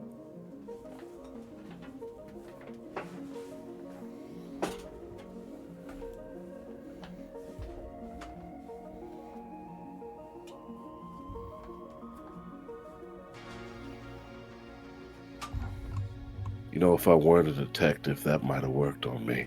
And I start the car and I pull out. Right. All right, we're going to zoom out from there. Folks, that's where we're going to take our human break. We love you all. We will be back in 10 minutes. Grab some water, grab a snack, make some popcorn, hang out, get ready for a very December-loaded second half. We are going to be back very soon. Tell your mom, tell your dad, tell your sister, tell your brother, tell your cousin, tell your local congressperson, tell your garbage collector, tell your retail clerks, tell your postal delivery person, and tell your dog that we love them. See you in 10 minutes. Bye-bye. Hello, everybody. We are back once again. Did you miss us? We missed you. We love you. And your dogs. We return on the tail end of Mr. Deacon Hill having a little bit of a existential argument with himself.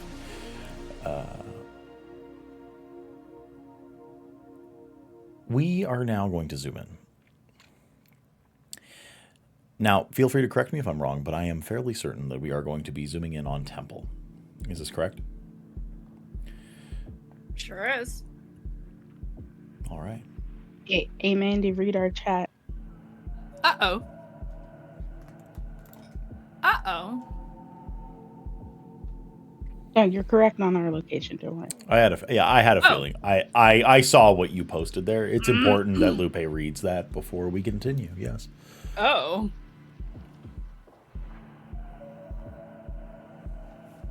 I feel like I know the answer. Yeah, that makes sense. Okay. To go over it once again, Temple is a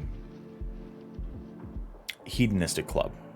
It is a sort of sparkling star of debauchery and socialization within the domain. It is the first and foremost. It is the premier place to see the thrill and sensation-seeking masses of this city congregate. Just underneath the surface of it is the more inner sanctum.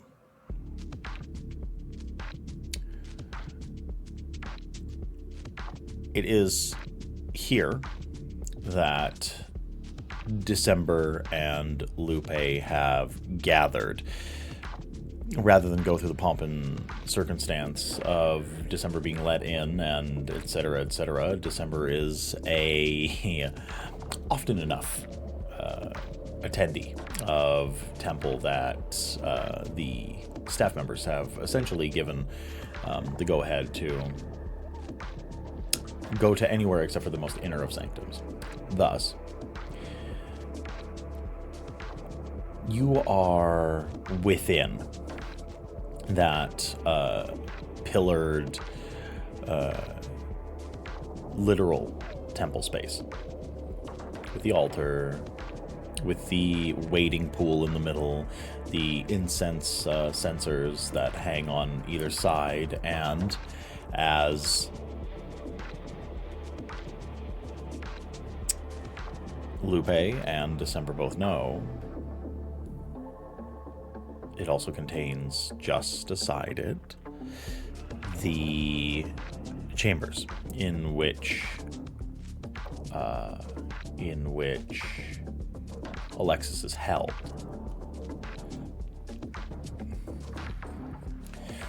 So, as you two stand, sit, lounge, bathe, up to you, truly. How would you like to do this? I think December came to wait for Lupe to be ready, so whatever activity Lupe is up to, December is sitting nearby waiting for her to complete her task. So we've moved our guest here. I presume. Yeah, I'm just gonna operate off of that.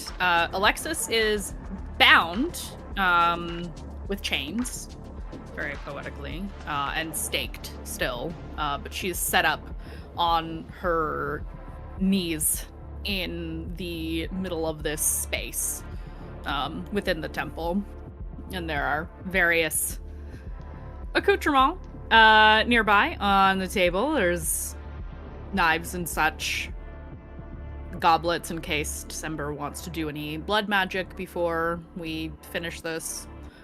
But really quickly, before we dive into what is happening, I know we talked about this offline, storyteller.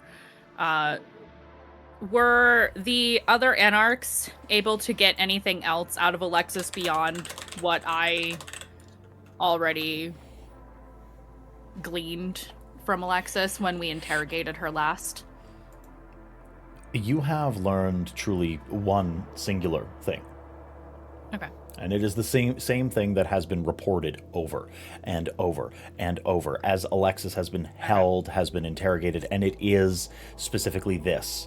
I am telling no one anything if their name is not December.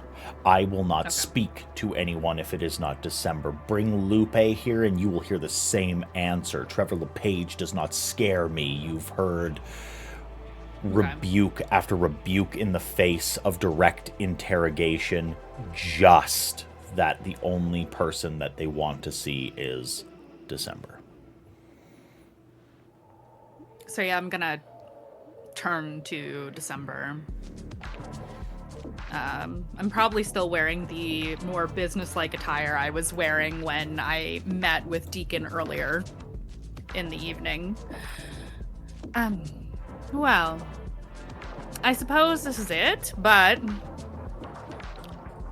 I will say that beyond what we got out of her when you got to spectate the first little interrogation, she has refused to say anything to anyone that isn't you. So if you want to try one last time, or if you just want to kill her, I can capture more Sabbat and interrogate them.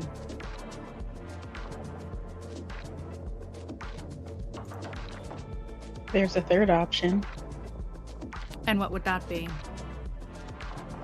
I can pull the information directly from her blood. It comes with its own risks, as you well know. If I were to drink her.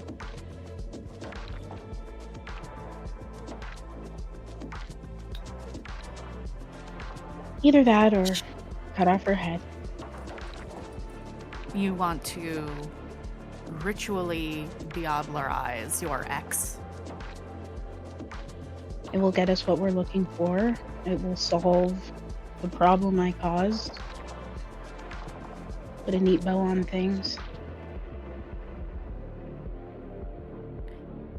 If she wins and ends up in the driver's seat, that is a big problem for me. She won't win. But you know what to do. We're in your domain, after all.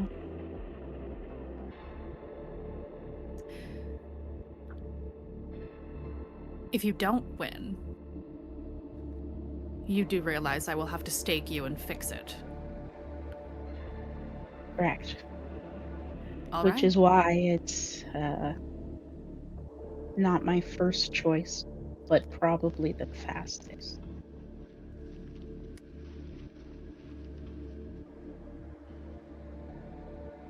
And you want the fast route.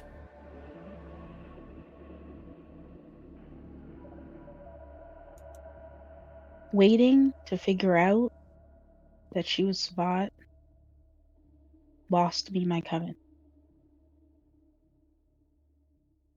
Waiting is going to keep us losing.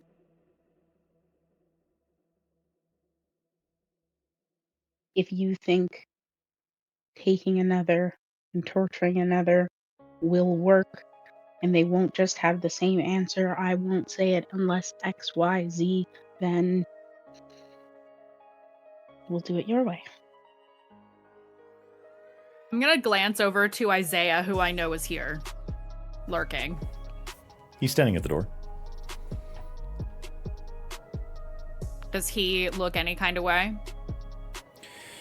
Isaiah is his very typical stoic and stone-faced, unreadable self. If anything, it has gotten even more stone-like. He's become very much a man created out of concrete or clay now that he's been embraced. She's going to... Come here, my child. He walks over to you. If anything goes wrong with how we plan to handle Alexis here, you will help me in subduing December if need be, so that we can fix it if it comes to that.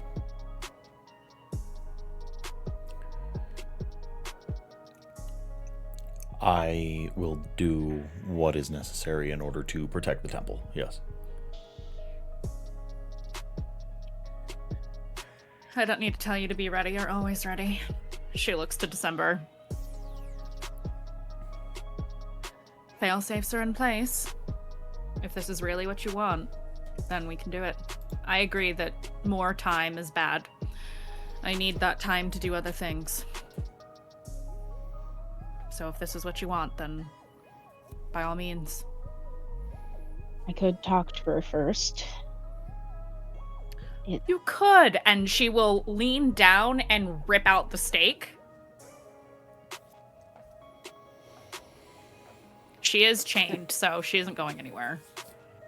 And December is like halfway between her and the door, so she's still a measure of distance away physically. Mm-hmm. Alexis, your former lover turned Sabbat sorcerer turned insurrectionist. opens her eyes, scans the room, her head being the only thing that isn't restrained severely, and she locks eyes with December. And her gaze softens. That wild, crazed, caged animal look that has been set upon her face since she has been brought to Temple has, for the first time, turned into something less harsh. She looks at December.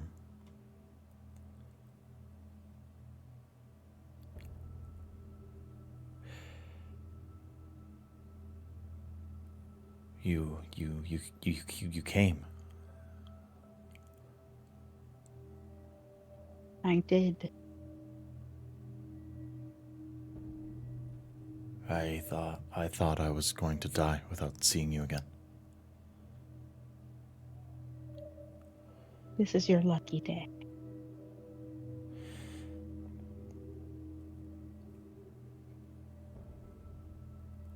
Why haven't you answered Lupe's question?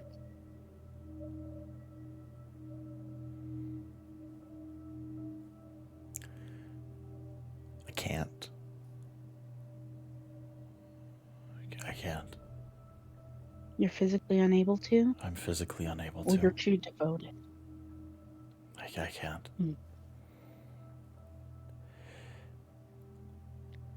So the information we need is locked inside you, is what you say.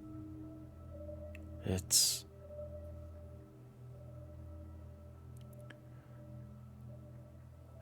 is. I didn't want all of this. And I know you didn't want all of this. All of this? All of what? You mean the death of most of my coven? Yes. The assault of my home? Yes. The only place I have remaining from my life before that is now tainted by you and those you brought into my life? Yes.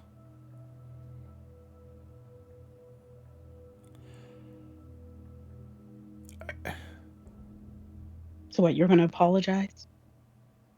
No, And I'm there's gonna no forgive apology. you? There's no apology. My sins are my sins. I did it. I did that. I felt good doing it. And I would do it again. In the same way that you would abandon me again. It's because I thought it was the best thing to do.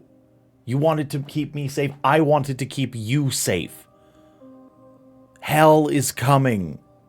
And I don't know anymore if it's Cain or if it's the antediluvians, and I don't know if it's I don't know anymore, but what I do know is that there's something horrible under the streets and you need family, and I took that away and you took away mine, and we've been horrible. We've been horrible to the people that are around us. I joined a cult. I let them brainwash me. I liked it. I wanted family. I wanted love.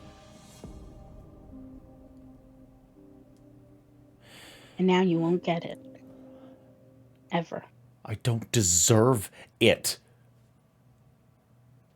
You I know. don't deserve it. I know what you do. You can't. I know who you are. What do I do that is so different from what you do now? That's the problem. Nothing. The only difference is we don't lie when we indoctrinate ours. We believe it. And you just lock information away that can't be shared, can't be given, can't be fought against. You allowed yourself to be brainwashed and came here to punish not me, but those around me, so I would feel the pain you felt. Well, now you'll get what you asked for. My attention. Do you think you're not brainwashed? Do you think Karna wasn't feeding you lies? Do you think that the pyramid wasn't before then? Do you think you haven't marched directly from one cult of personality to the next? First it was the elders in the pyramid, and then you walked with Karna, and now you're in the city, and who are you following? Whose temple are you in right now? Who's your leader? This is what existence is. You follow whoever's in front of you. I don't care who's at the top. I care about knowledge. You have what I want, and I'm going to get it out of you. If I would have chosen my friends better, we would be in the opposite situation. Because I wanted the exact same thing. I wanted what you had, and I wanted who you are, and I wanted to control you. I wanted you. And you hate me because you are me. On that we can agree. If you had just stayed where you belonged, at my side, to nourish me and support me and keep me from getting worse. No, you wanted to be the same, and, well, if I didn't have a way to compel you, it's to stop you from walking right out the door. Nothing. So we're back where we are now, except this time I get the information I'm looking for after you're dead.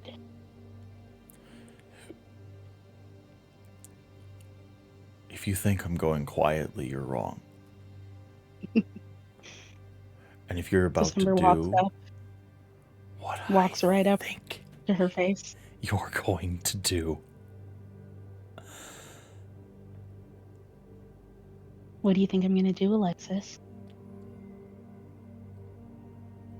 you're going to do the exact thing that you've thought about every single day since we met. You're going to eat me. And you're going to love every second of it.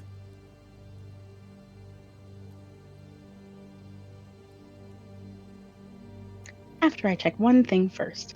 And she'll pick up one of the knives that's on the table, looking for Alexis' blood to lick and taste for blood to see the situation she's dealing with before she has a drink. Yeah. You test the blood. There's no check involved here. We've crossed the Rubicon of December testing Warlock Vitae. She's the same generation as you. She's the same bloodline as you. That's it. She comes from the line of Karna. She comes from the exact same generational pool as you. The potency of her blood is the same. What do you taste? What do you taste, December? Who Say it. embraced you? Who embraced me? No one of consequence embraced me.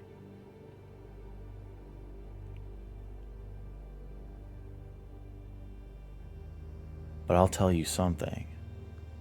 My blood got a little thicker the day I took what I needed to really hurt you. What am I? Who's inside me, December?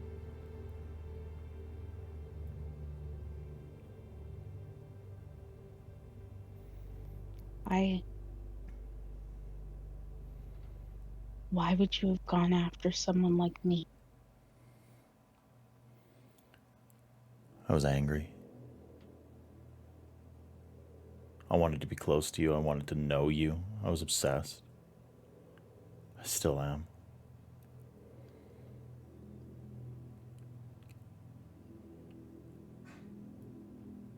I wanted everything from you.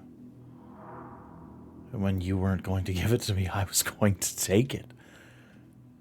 From who? And December is racking her brain right now to think of an appropriate parallel within Karna, other than her own sire, who could have been involved. Give me an intelligence and occult. Let's do a little bit of investigation here.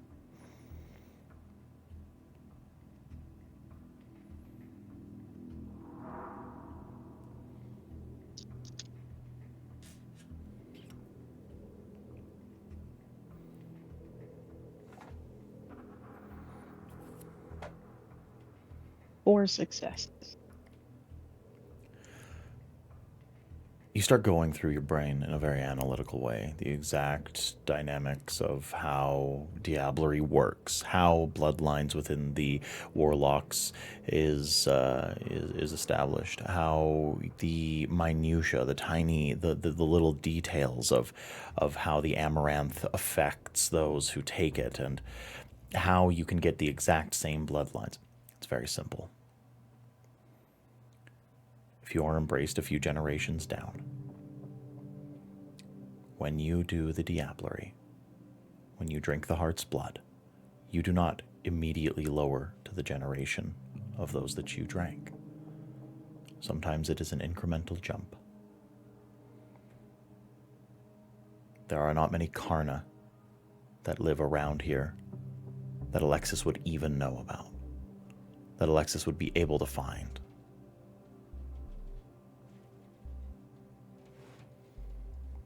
And you connect the dots. When was the last time you spoke to your sire?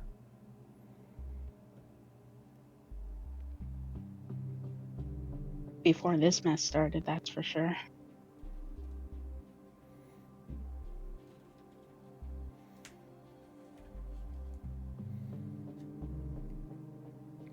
So Alexis locks eyes with you. Who's inside me? Who's been telling me all of your secrets? Where you would go? Where you would feed? Tell me who. Tell me why I know everything about you, even since you've been dead. Every detail, every single place where you collect the dirt of the grave. Why do I know all of your secrets?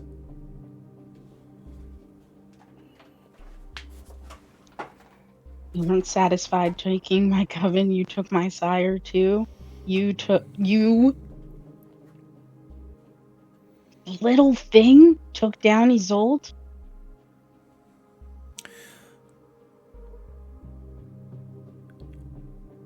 If it's any consolation,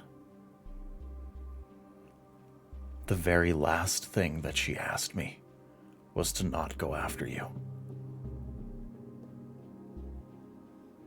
But I was going to take everything.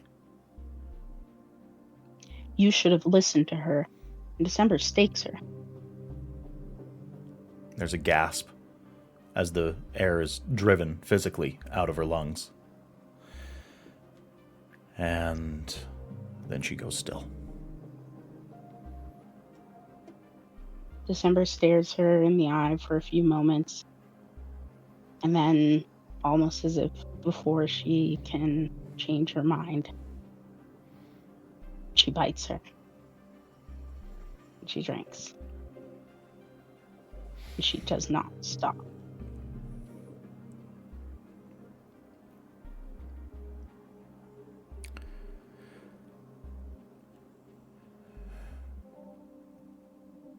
There's a period of time where you go through a few of the stages of grief as you start drinking, but the reality for a kindred, especially one doing it not in the heat of a frenzy, that is drinking the heart's blood of another kindred, they go through some very dark ecstasy.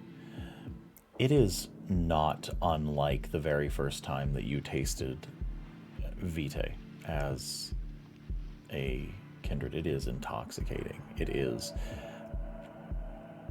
truly one of the most delightful, blissful experiences that you have ever had in your entire life. And that is mixing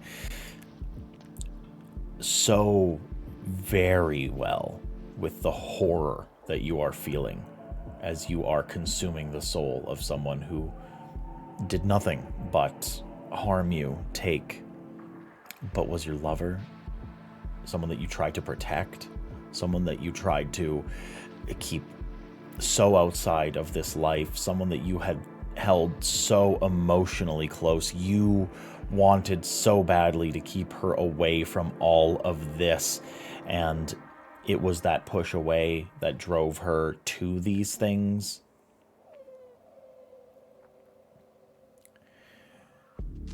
And you try to think that it's not your fault, that she did this on her own. You aren't to blame.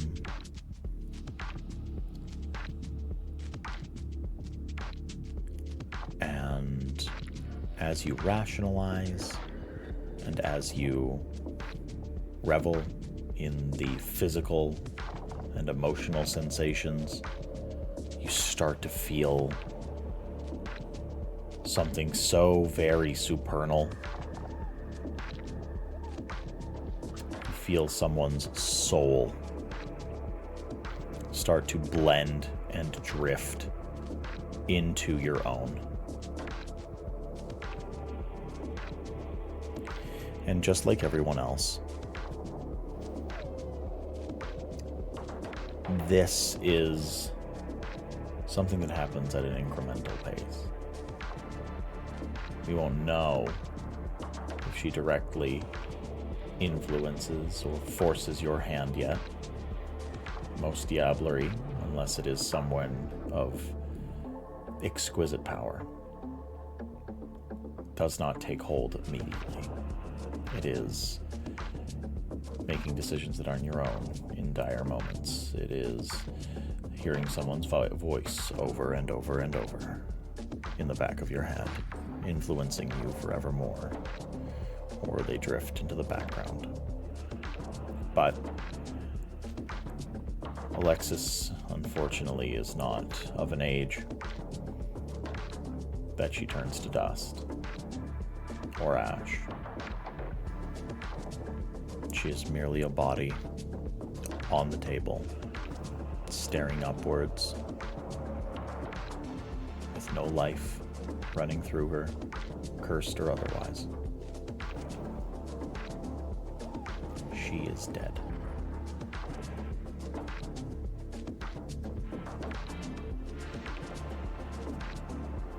December stands looking at her for a long time until someone speaks to her.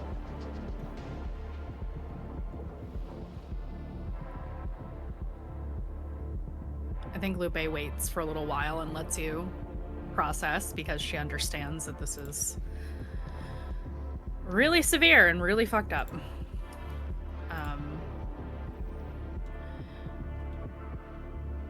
December, dear. It will do you no good to stare.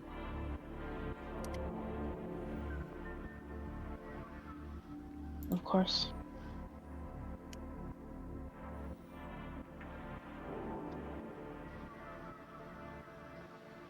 I need a minute. As you wish. Is there a hall outside the door December came through? Oh yeah. I would say definitely that there is an adjacent hallway or even just an off chamber. She just steps into privacy for a moment. And tangles her hands into her hair and opens her mouth in a silent scream, and then pulls herself together, closes her eyes, and thinks, what are the Sabbat up to? Did information that she was searching for come through?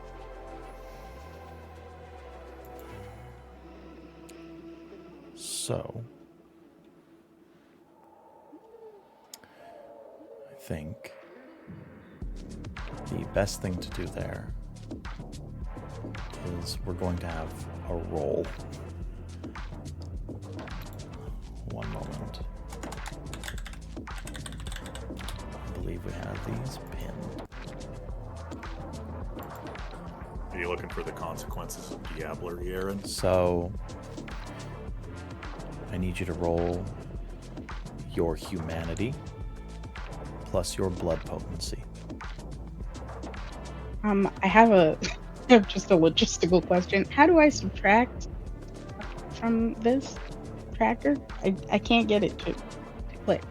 Oh, like to get rid Because of I should humanity. be -1. You should be Yeah. you should Roll be using -1, yeah. But we will handle that after. Yeah, for sure. All I need you to do is roll current humanity plus your blood potency. Yeah.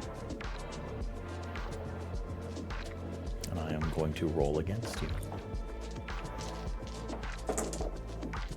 Is this something I'm allowed to use willpower for? Out of curiosity. It doesn't say that you can't.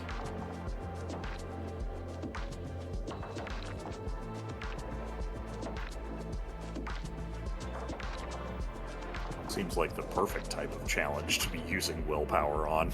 I would say Hey. I'm in agreement, yes. I'm doing it. Okay.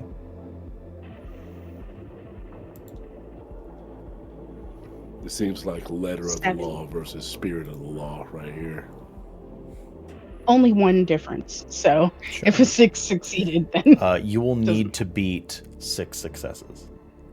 so I got a 7 with my. It's very important that you gained that reroll then. As you stand silently screaming, having this crisis of existentiality, and considering all of your wrongdoings up until this point, you feel Alexis in your mind in a very insidious way. So you're going to try to take all of this information out of me. You understand that you have drank in the heart's blood. You know that you are a diablerist now, that you have committed the amaranth. You're a sinner of the highest caliber. It goes beyond, far beyond murder. You've taken away the opportunity of afterlife, of supposition into something more. You are a willing participant in the destruction of someone so fully that there is no more.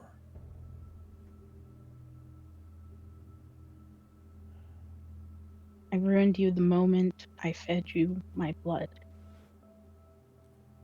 You were going to be in here anyway. It supposes it is fitting that I am now completely destroyed by you. It seems like I don't have any control in here. That you'll be able to pull what you need from me. But it will be Just like I always did. It'll be the smallest comfort for me, dear December, that I will be here forever. And you'll hear my voice. And I hope it drives you mad. Who says it hasn't already? What do you want? What's the Sabbat's next move? The Sabbat's how next many- move is to fully tear open the veil in each of those pretty little altars. That is it. When? When's the deadline? So, as you know, there are 5. Yes. We would be a cabal of mustache-twirling, ineffectual, mewling villains if we decided to simply wait on you. There are 2 left. Which 2? They're in the tower.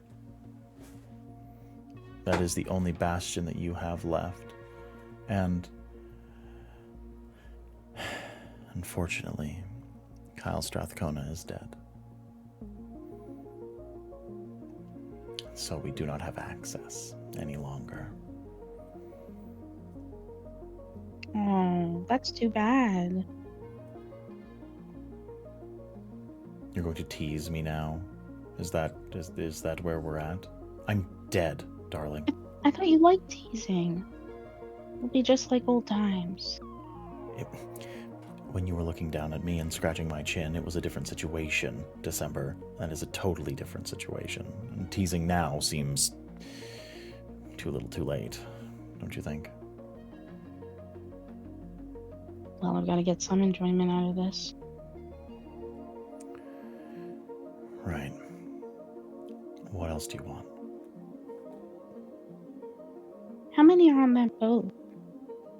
What wards are active there? Wards against Kindred, wards against spirits, wards against lupines, and wards against ghouls. And wards against mortals, of course, because we're not amateurs. And the total number of Sabbat members there as of last count were 10.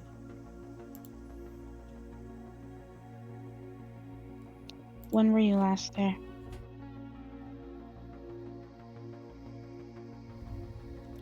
I was last there the night before we attacked you.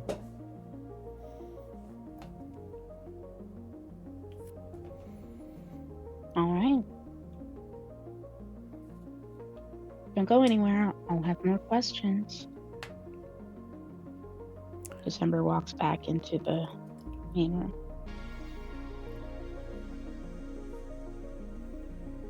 Lupe, I have information. All right. Out of the 5 altars, 3 have already been destroyed. 2 remain. They are in the tower. That's what the Sabbat is focused on. Destroying the altars will complete their goals.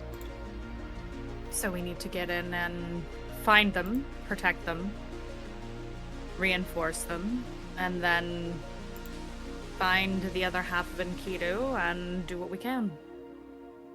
Yes.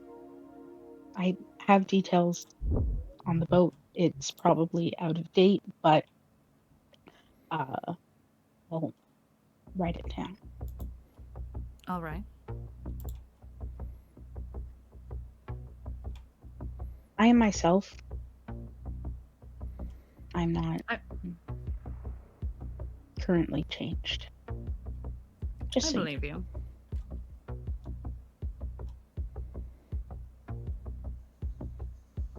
If you weren't yourself, you wouldn't give me this information. Of course. None of us knew Strathcona's secrets, not even me. I should have dug deeper into the tower, but that's neither here nor there. Well, you have your chance now. We should move I will. quickly. Is there anything I can do to assist? Do you know any other Tremere in the region that might be willing to let me borrow them? I expect it will take more than just yourself. And my blood magic is not as advanced as yours, obviously. Let me reach out and see who's still around. And I'll get back to you. Excellent. I'm going to give Modi a call. He still knows blood sorcery. Maybe he can help. Yes, he's on my list of those tasks. Pothinos has become strangely fond of him. I've noticed. So at least I know, even if he's not willing to do me any favors, I'll do them for Pothinus. Well, and she'll look to you because she can tell that you are still yourself. There's no roles needed for that. And she'll say, "I'm sorry that you felt that this was the only way. I can't imagine if I had to do such a thing to Liam." She shakes her head. "I'm sorry." Thank you, Lupe.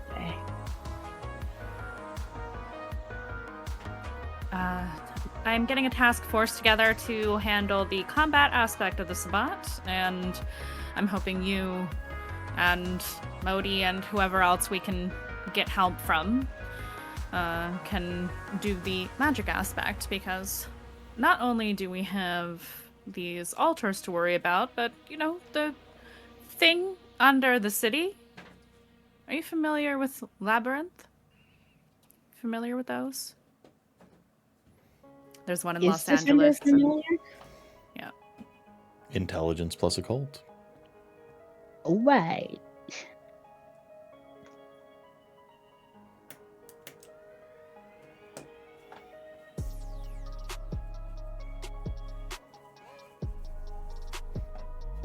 Four successes?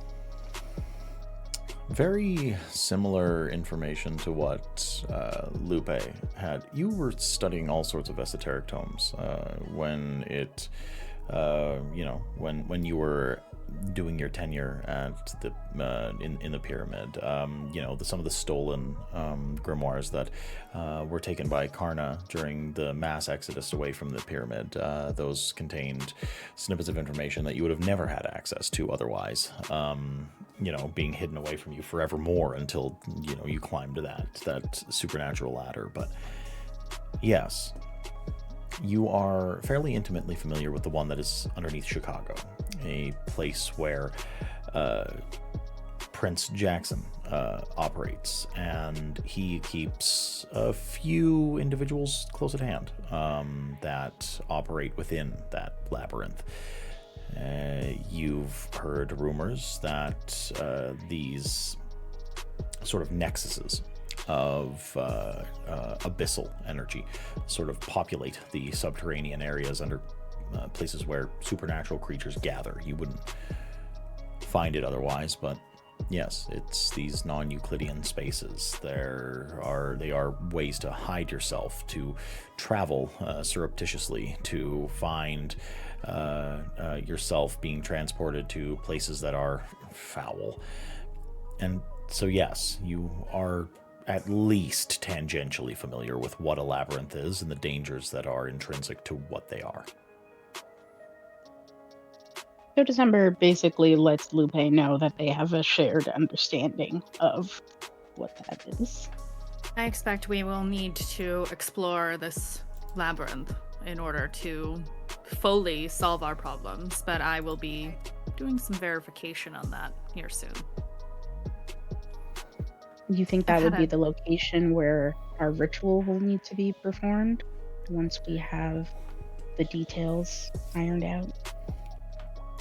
I hope not, but possibly. Okay. Well, other than magic for this, that is my entire focus at this time. Excellent. Is there anything in particular you need from me?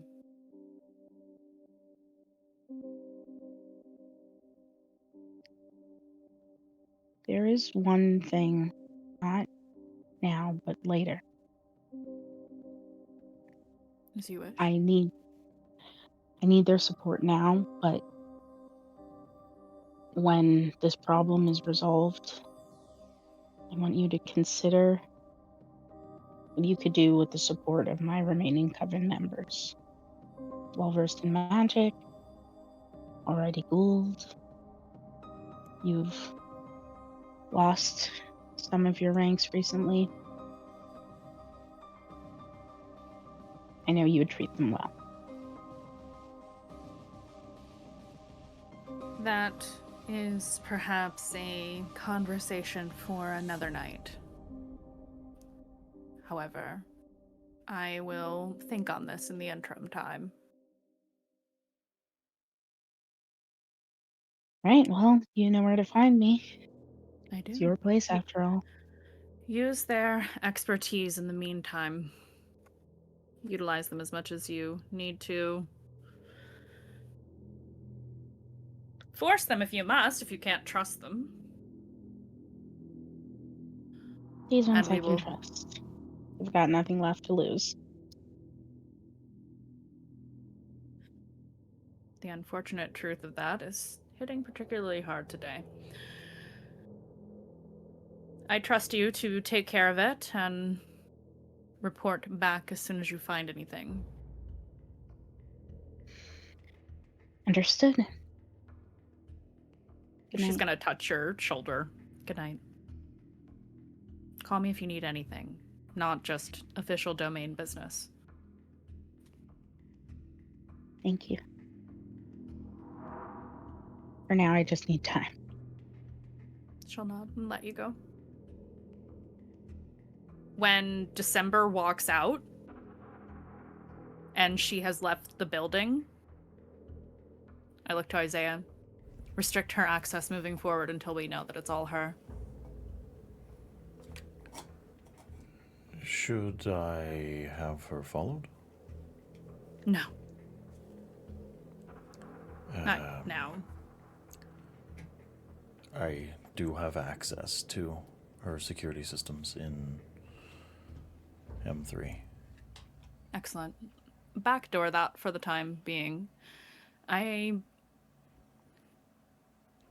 don't really want to put people physically on her. There's no reason to yet. As you wish. We'll just keep an eye. Yes. Thank you. A sort of scowl comes over Isaiah's face. May I be candid? Of course. That is foul work. Is he referring to diablerie? Yeah. It is. If that's possible, what stops any of you from simply eating one another? Propriety. She said she got information. Just as knowledge is sometimes passed through bloodlines when siring new children, the same can be said at times through diablerie. She makes a bit of a face.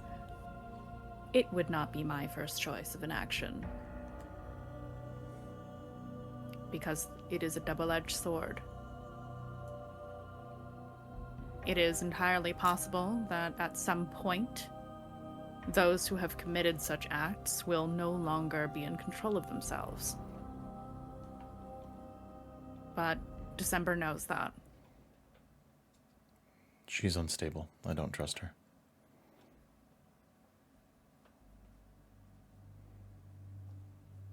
I trust her to serve my best interests. And I trust her to want knowledge. She is my friend, but now she looks at the body on the floor. That may need to be suspended temporarily until I know she is still herself. This is not meant to be a question of your decisions, mistress, but before this night, did you trust her not to consume the soul of another? she thinks on that. We've never discussed it. I don't know that this would have been her first choice if it was a different kindred. But she and Alexis had a turbulent relationship, from what I understand. What little I understand.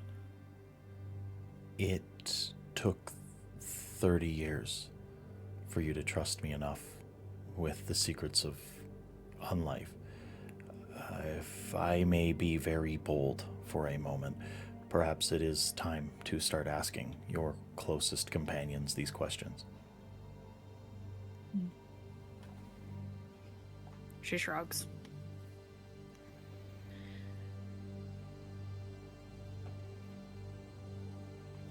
The difference is, I always come first.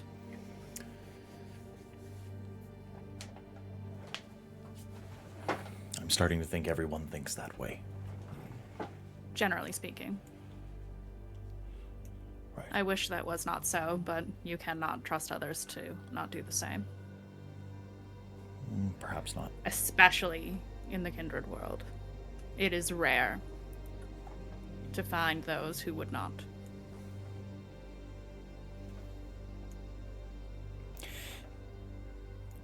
Do you feel like that's a good place to zoom out?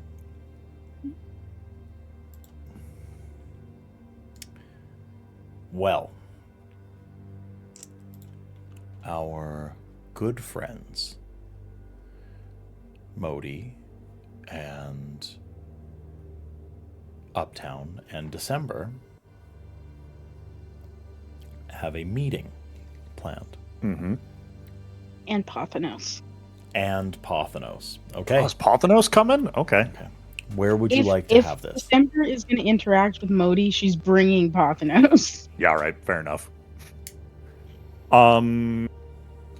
Well, that rules out the suggestion I was going to make for where we meet if Pothanos is going to be there. You got any ideas? The roof of M3. Hell yeah. I'm down. It's Pothanos' favorite spot to hang out, and I'm sure there are some long shadows to chill in. Uptown brings camping chairs, Aaron, Uh-huh. with the cup holders. Okay. Mm-hmm. Yeah, for sure. For him and Modi. And then he walks up to the door when they pull up. Yeah. Politely knocks. Knock, knock, knock, knock. There's no answer, and instead Pothanos tells them to Right. go around the back and go up the stairs. Okay. And that leads a tall staircase all the way to the rooftop door. Now walks around back, up the stairs. And he pulls out another chair, just in case. Unfolds it for December. Pothanos is standing there, and Modi has come up behind Uptown, and upon seeing Modi, Pothanos holds up his hand, his gigantic hand for a dap, and he says, "Hello, big dog." And Modi says, "Hey, what's going on, big man?" Bam.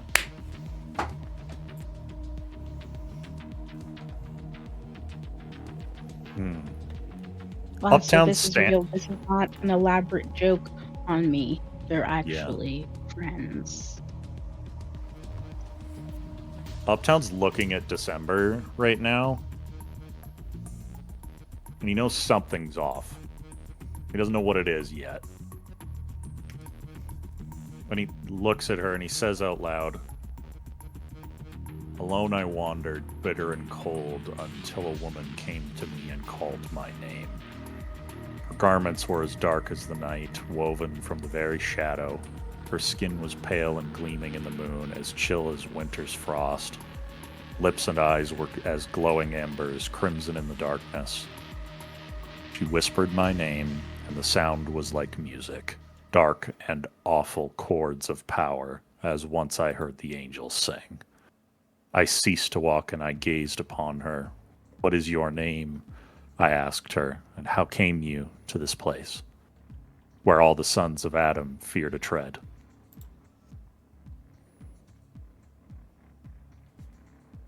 What happened December? Someone was cursed by a witch. Happens.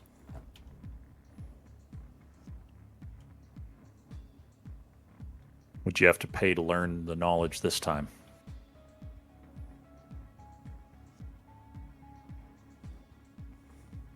What you put out into the universe comes back threefold.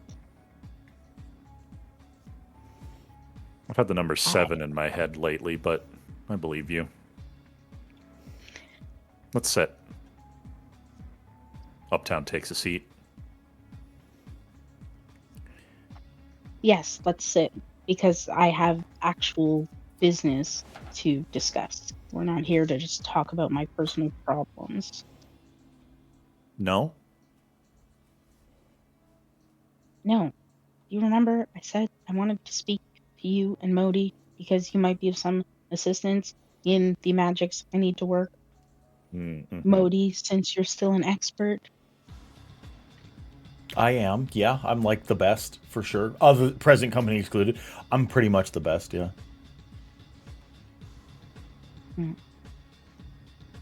Well, I need to know all you know about spirits Spirits? and wards involving them, their support. Oh God, that's heavy. December. That's heavy. Mhm. That's really heavy. Yeah, fate of the city depends on it, so get cracking. Yeah, that's like Incarna. That's like weave worm, big stuff. That's just like spirits.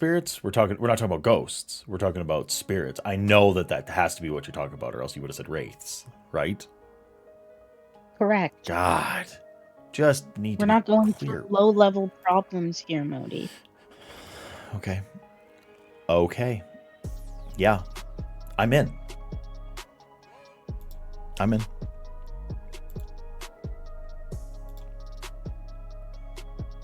Are you in because you want to assist with resolving the problem in this city? Or are you in for your own motives? You turned yourself into what you are, you say. Yeah, it turns out that was an accident. Figured that one today, earlier, an hour ago. Yeah. Yeah, it was an oops. It's an oops one. Bad. Big bad one. Did that. I worked out, kinda. I'm not a Setite, which bummer, but it's, better than being Shut one the of... fuck up. What do you mean, shut the fuck up? If you were Sedite, you'd be dead. Why? What? Why? Because you're not Lupe. Yeah, but then I could hang with Lupe, and she's and we could do magic together and stuff. She does cool things and has a club with music and stuff. You think she'd be really happy if you went out there and you stole some vitae and you turned into one of hers? Maybe.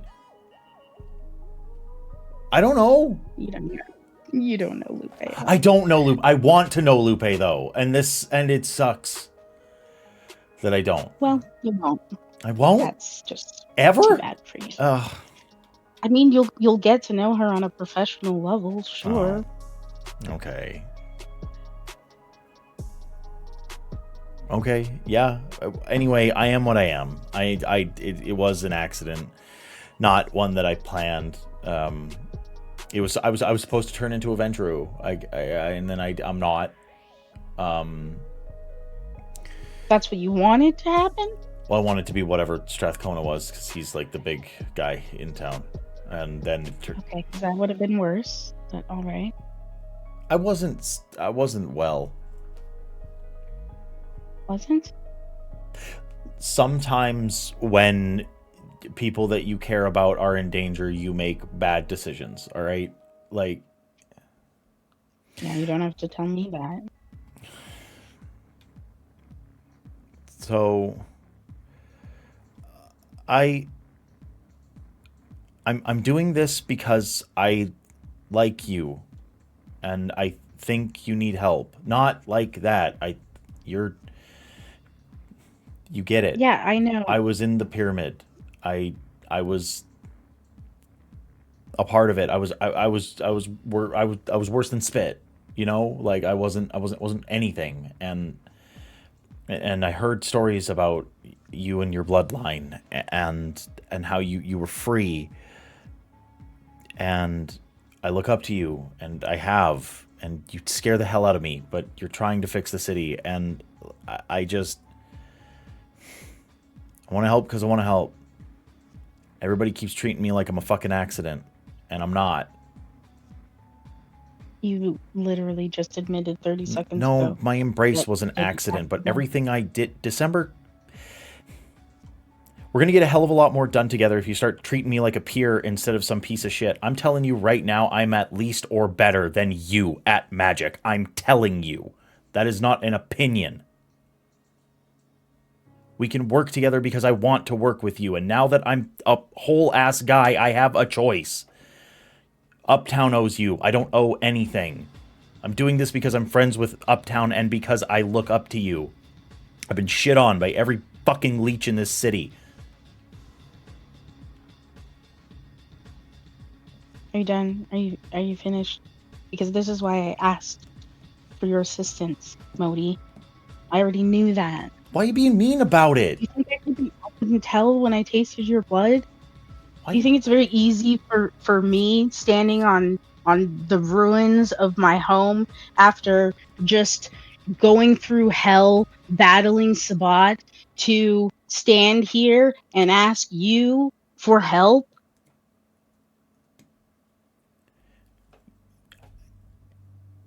I did my best to stay away from whatever mess you were going to be involved in. The moment I saw you pop up again, I've seen you before we met. Did you know that? No? A long time ago. In a vision.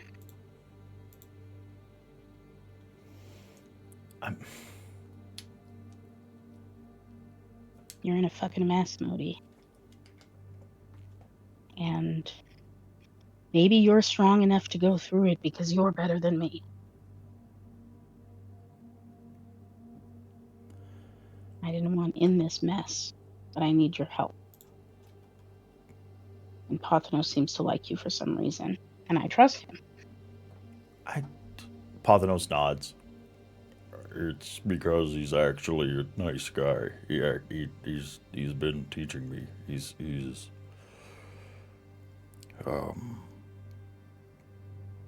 Modi, can I say words about you? Modi's like, yeah, man. It's all good. He wants friends, December. And like real ones. He doesn't like the politics stuff. And I have extended an olive branch of fellowship to him. And we've been learning from one another. And if you don't trust or have a hard time working alongside him, then perhaps my words can help.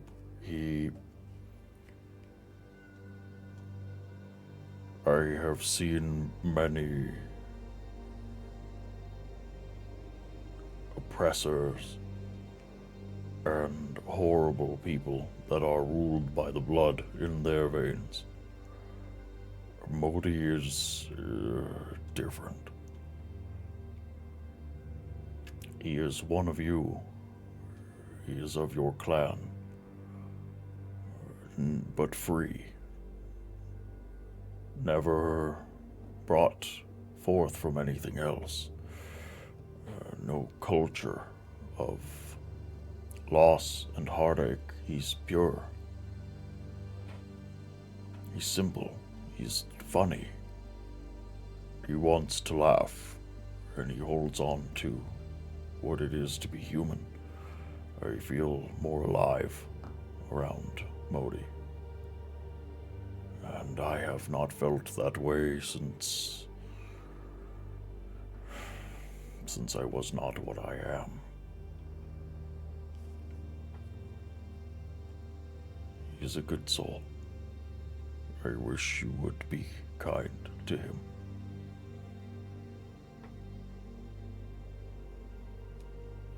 I don't know how much kindness I have left in me, Pothanos, but I can be civil at least.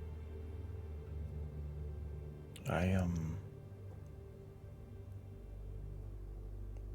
know things are complicated for everybody around here, but they really aren't for me, and maybe that's privilege.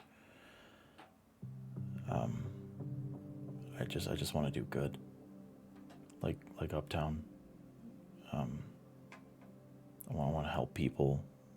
I feel like I was given like superpowers, you know. Like I was a nerd. I loved Batman and I loved like Spider-Man and these like people that were given gifts, and you know I kind of feel like Doctor Strange, you know. No, I don't know what that is, but they just help people. December, they just help people. I'm not saying they don't. What I'm trying to say is that there is something that your expertise specifically can do to help. Your expertise regarding spirits. I can help. Because we need the assistance of one in order to stop the entire city falling into the clutches of something horrible. Okay. Is that heroic enough for you? Yeah. Yes. You vote for that? I'm in. I'm in. I just.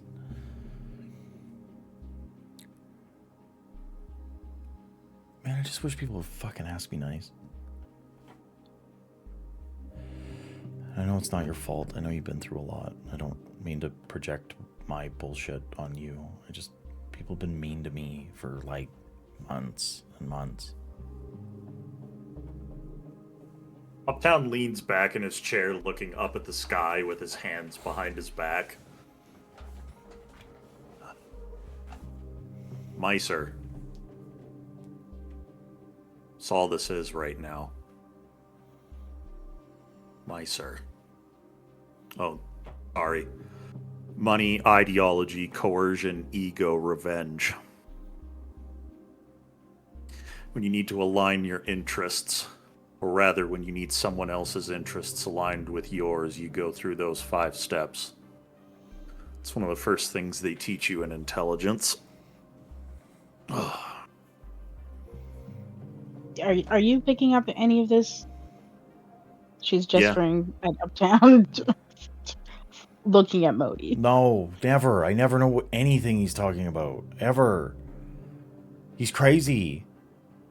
Yep, he is. I'm not crazy. Yes, you're crazy. December. No. December needed something from you, Modi, and she just made her goal your goal. Wait. And? That's never been December. What do you mean? Are you okay? Uptown looks you in your eyes and genuinely asks you, are you okay?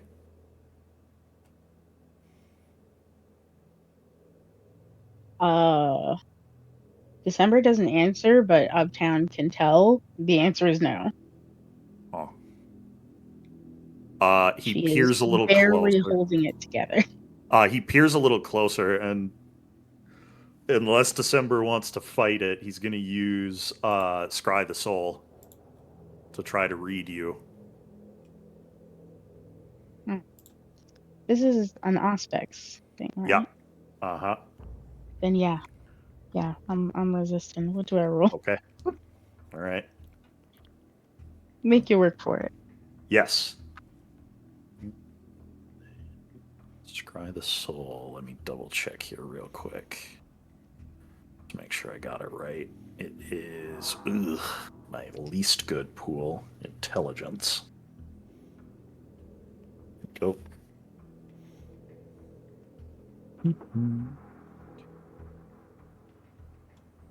I only got 3. Versus composure and subterfuge. Okay.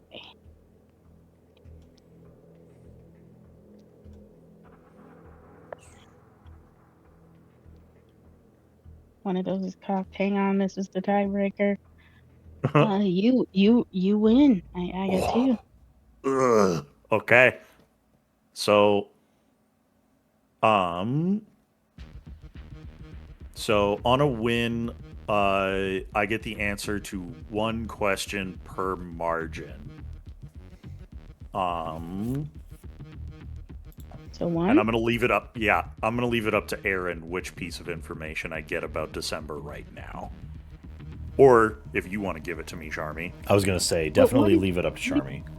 Okay. So the options are emotional state of the subject, what type of creature they are, whether the subject is under the influence of blood, sorcery, or other magic, whether the subject has committed diablerie in the last year, and a critical win allows discovery of something unexpected. I think because Uptown checked December's aura when we went to Elysium, Uptown notices the change in diablerie status. Uptown's eyes immediately go wide. Oh, fuck.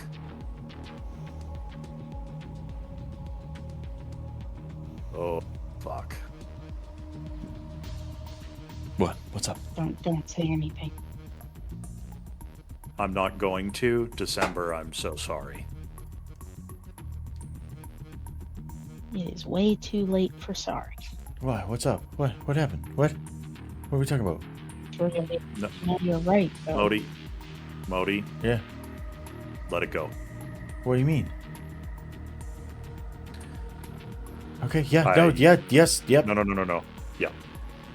Sure. Why do you say it's too late for sorry, December?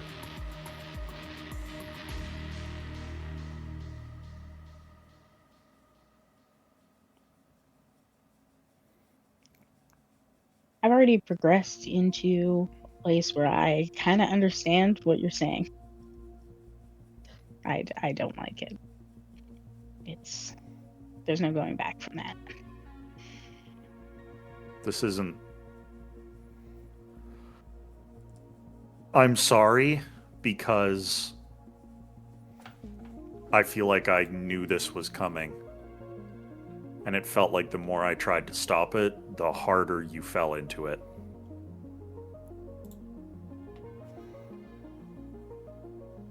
You know, there was a time I felt like I could keep you out of this. This isn't...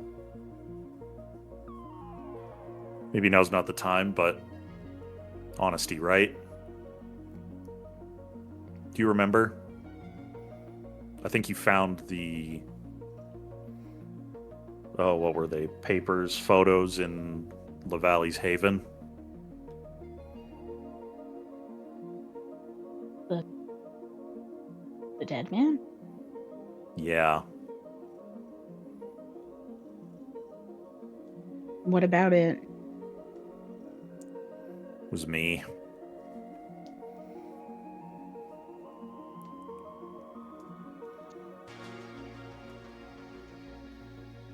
You... To what end? I don't know. I lost myself that night. There's a part of me that watched you and Lupe having fun tormenting that man who was clearly no good. Yeah, he was no good and he made it a lot of other people's problem. Yeah.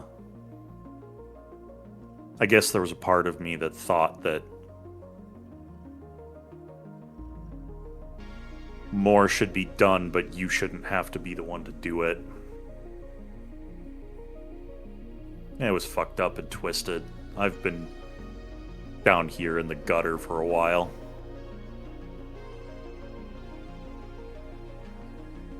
We shared a meal, you say? Yeah. I don't think I drank from him. That's the kind of guy. That's better or worse.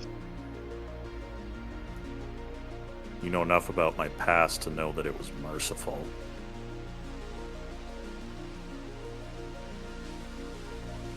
You and I have been connected for a long time. Not in a way like Texas or a way like Lupe or anything like that.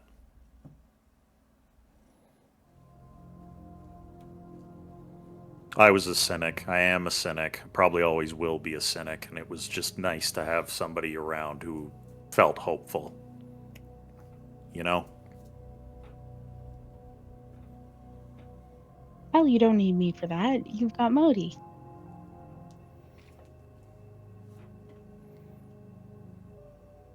Your jokes suck. Uptown says with a smile on his face. I'm working on it. Yeah, I'm hopeful. I know you are, pal. Man. It's good. That was a Enjoy it. compliment. Yeah. No, genuinely, that was yeah, that was good. Okay. Oh, fuck. I'm sorry, I gotta do the thing. It reminds me of a story.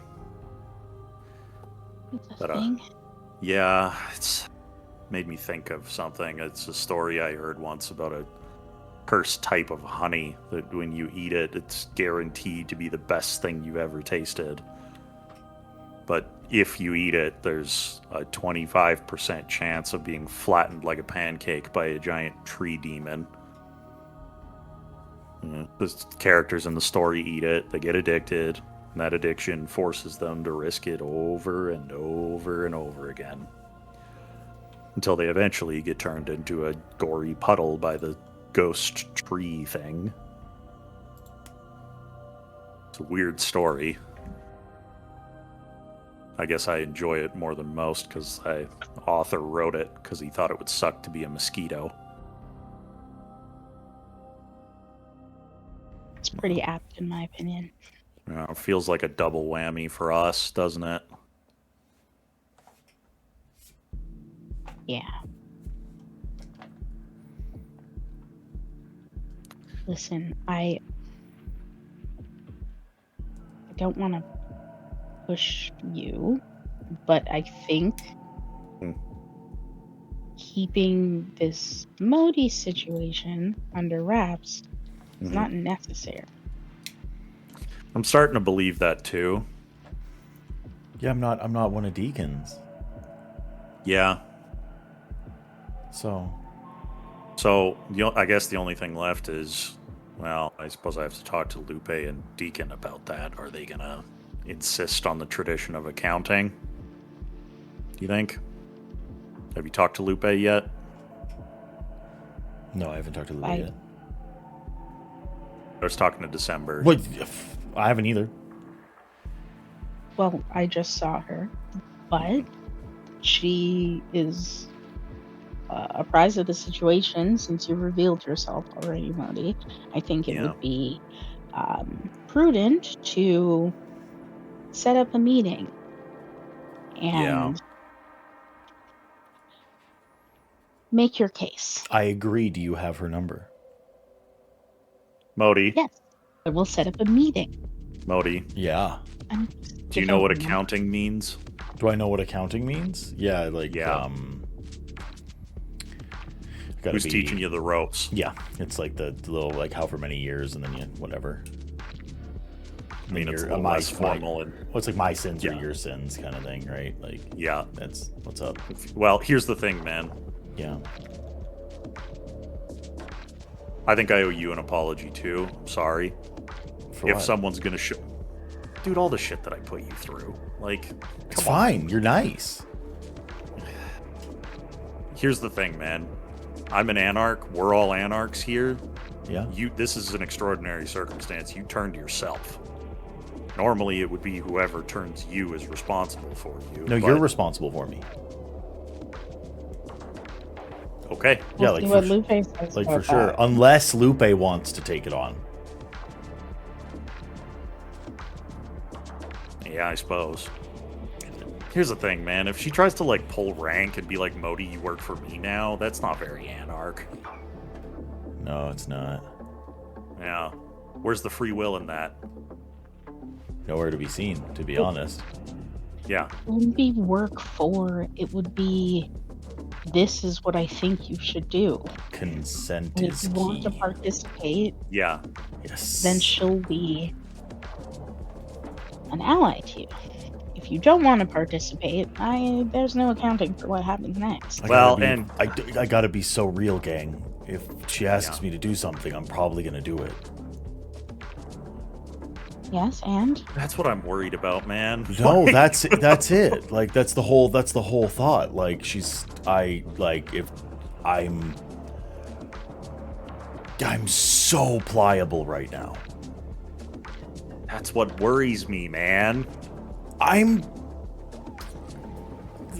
a baby it bird. doesn't matter. Yeah, I'm a baby bird. You have to push me out of the nest sometime Yeah, all right. uptown. You know, the big Yep. wild world of Sedite Uptown puts debauchery is in front of me.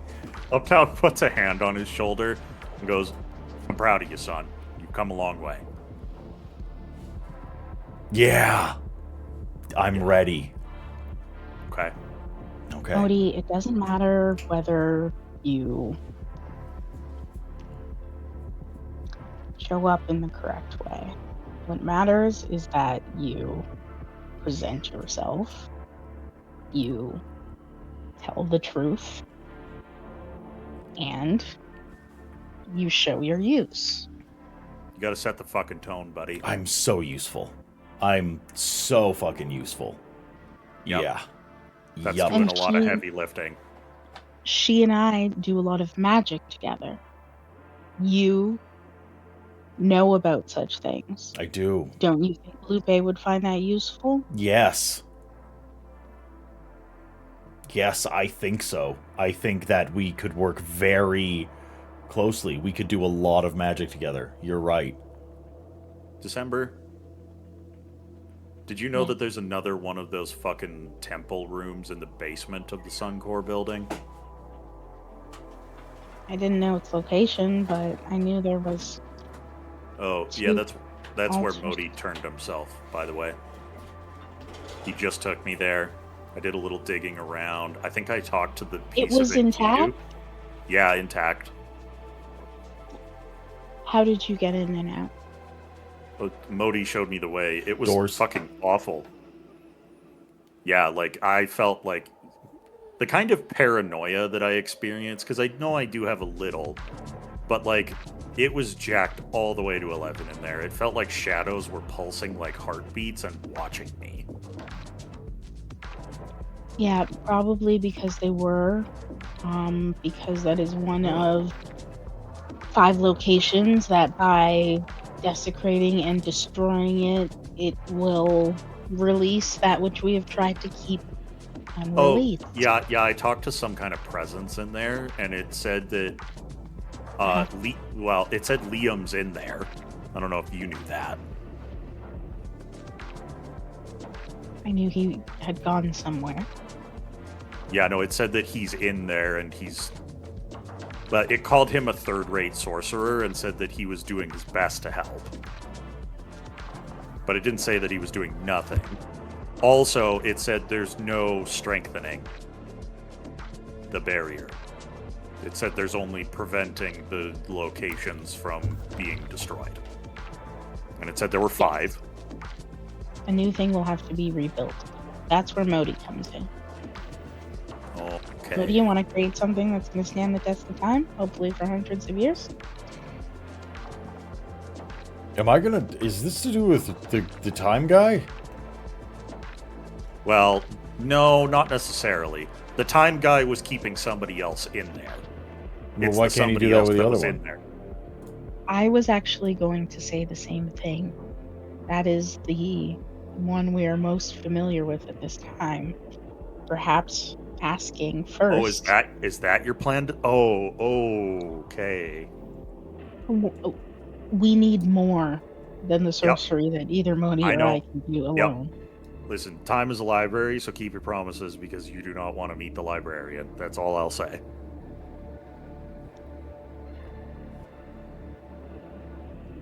I'm gonna be honest, I don't care. All right, fair enough. It might be blissful to get my head. What was that? It might be blissful to get my head. It's only getting worse in here. Pothinos like raises his hand. Yeah. I think it's important that I say the Sun Core the building where you're speaking of has a myriad drones that populate it nigh every night.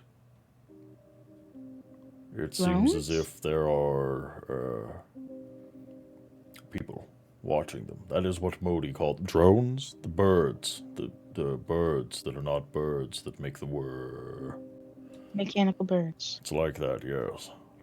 Modi, there's drones in there? That's what Pothinos said, but it's tough to say where they're coming from. It would make sense that it's just Strathcona's Are they old in the security place features. where we went? No. Just Okay. around the Suncore building. Just it's Pothinos takes the air and he sees these things, but it's hard, right, big guy? Like you don't. It's not easy identifying exactly how many. It's hard for me to tell the difference between those and just birds and bats.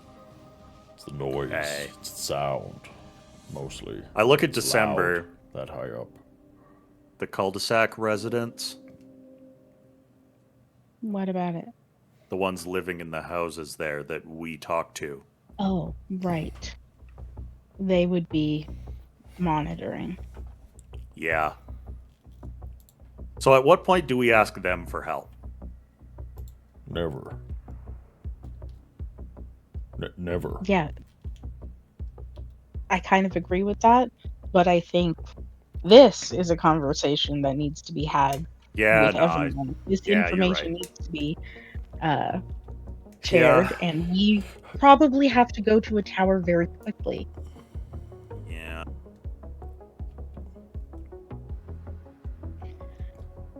Okay. I'll call Lupe. I need to talk to Oh. Deacon anyways, so I'll go track him down if you want. I can call her if you give me her number. You will not be cold calling Lupe. However, if you listen to me, I was going to do something very nice for you. Are you going to be quiet and listen? Have to shut the hell up. You're not talking to Right. him like he's an equal. No, I'm being a little shit. Instead, no, what I'm fair going to tell him is I'll set up the meeting that we just discussed. You can share the information that you just provided. This is what she needs to know right now. Yeah. Yes, I will give her That's what she going to needs. start the conversation off on a good foot. And then you continue from there. I will accompany you because I don't trust you, but I won't stop you from saying what you need to say. Nice. Okay. Yeah. All right. Yes. We are progressing. Do you want me to come with you, No. Modi, or do you No, want to... I don't. Okay. All right. Good luck. Thank you. Gonna need it. I've got it. I'm full of luck. Okay, buddy. Whatever you say. Modi, is it time? He's like, what? What do you mean? What are you talking about, buddy? And he's like, you've spoken so very heavily of copulation with Miss Escondido on many occasions, most nights that we hang out and My eat God. pizza. Modi looks to him. Hey, man. December's staring at Modi in the eyes as he's having this conversation. Hey, man. love you. I love you a lot. We gotta have a conversation about some stuff. I'll meet you back at my place later. Yes, so that is the plan. Haha, good luck, my friend. Yeah, you're gonna need it. And I'd say that to anyone, Yeah, not just to me. yeah, we should probably go, hey? Or is this like a tomorrow can go. thing? I have to set it up. I'll Okay. let you know. It's not tonight? I don't know, Modi. I haven't talked to her yet. Well, I'll she find is the new out. Baron I after don't all. know. She I don't might know be busy. these things. It's fine. Yeah, We'll get for to sure. work. Don't worry. Okay. Okay. Well, I feel like I've pried into your life and given you way too much occult bullshit to ponder for now, so I guess we'll take our leave December. Great. So I guess there's no need for our deal anymore if Modi Yeah. is going to be. Yeah. I mean, I guess for now I'll Really take tonight. on... Yeah, I'm gonna take on the role of... Pappy, I guess. Daddy. Vampire parent spawn. To- Papa. Oh, What? okay. I don't know. What do you want to call me, Modi? Fucking memory at this point. I honestly, how about we just keep hanging out and I keep getting your ass out of trouble? How about we do that? All right, sounds Yeah, good. we'll I pretend can you're live with that. teaching me fucking anything while I continue to pull your bacon out of the fire. Fucking Christ. Hey, just think how much you're learning by pulling my bacon out of the fire. I'm learning I have fucking bad friends. That's what I'm learning. All right, let's go talk about your copulation in the car. Or don't, and then he like walks off after you.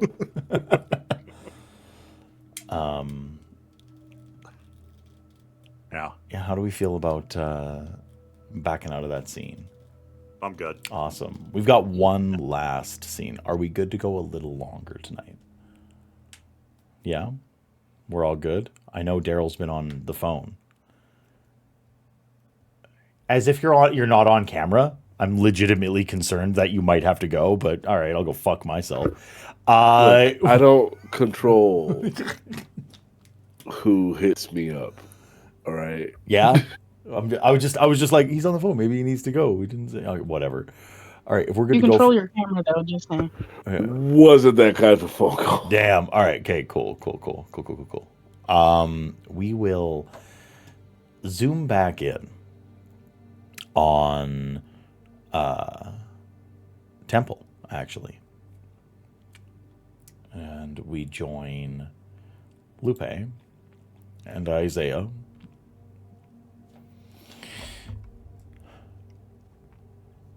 Lupe, you've been looking into attempting to make some sort of headway into a problem that you have had for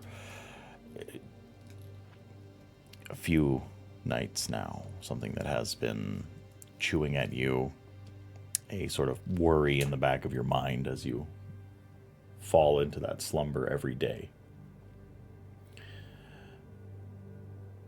How is it that you would like to try to make a connection to Liam? The same way I've been making connections to him.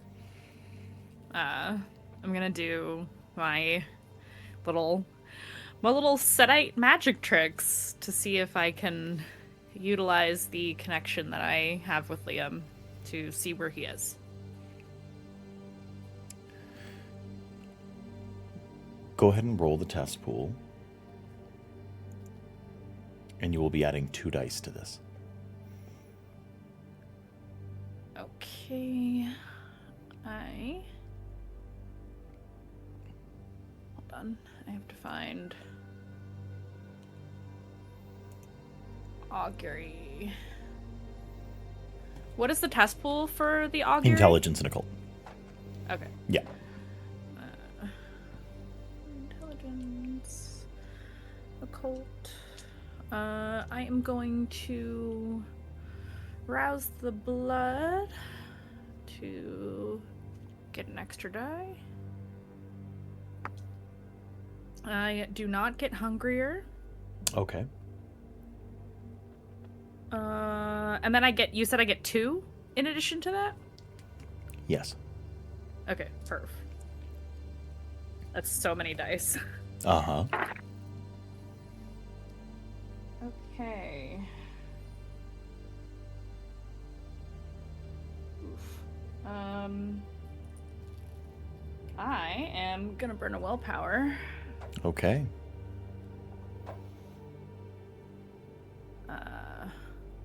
Oops, I forgot to reset my character sheet, so I'll just mark that.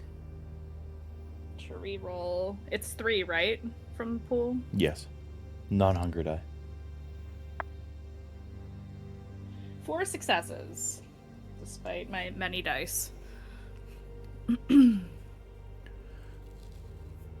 You have taken your candles, your small basin of blood and other reagents, set the candle afloat, lit the wick that you have written your intentions and wants on, anointed yourself in oils, and stand in ritual robe in front of this altar to set. Smoke begins to rise, and you breathe in the incense.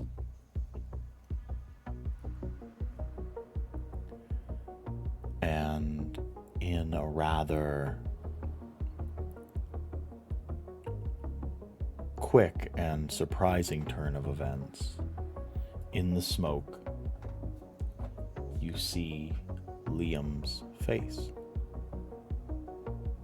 A far more direct communication.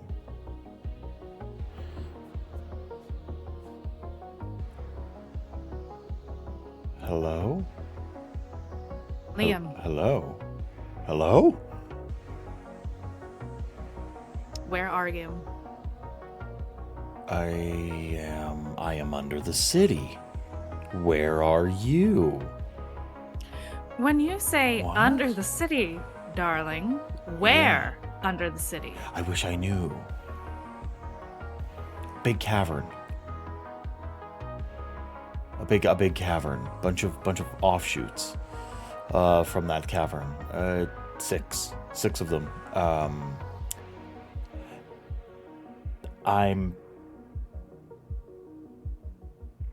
I'm bored. It's just me and old Lenny down here. I did my work, and now I'm kind of just here. How are you talking to me? How did this get through? I am doing a ritual. Which one? One that I made myself. God, you're hot. I don't have time for this. Okay, I'm all right. I'm sorry. I've been I- so bored. I intend to find you. Okay, I'm not in danger. Anything you can do to help me?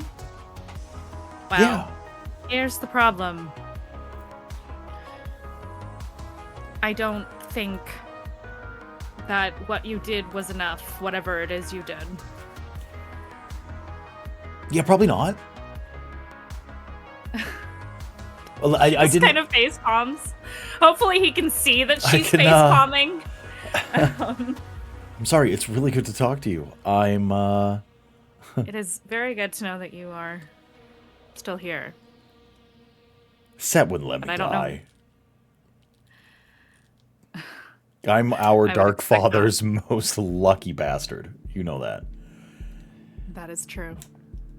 And I'm his favorite, so... I'm the two of us starting will to be fine. learn that. Yeah. There was so much I didn't get to tell you before everything. Yeah? Well, you want to have a chat? I got nothing better to do. Now? Yeah. All right. You know what? This will last as long as I can make it last. Sure. You're in a cavern. I There's am. offshoots. Yes. Is it, before I tell you, is it more like Earth or is it more like man-made tunnels? An earth. Very earthen. There's a big... Annie's here with me. There's a big tree growing out of him. A tree. Yeah. Yeah. Pretty rotten. Does that looking spark one. anything? Does that spark anything for me?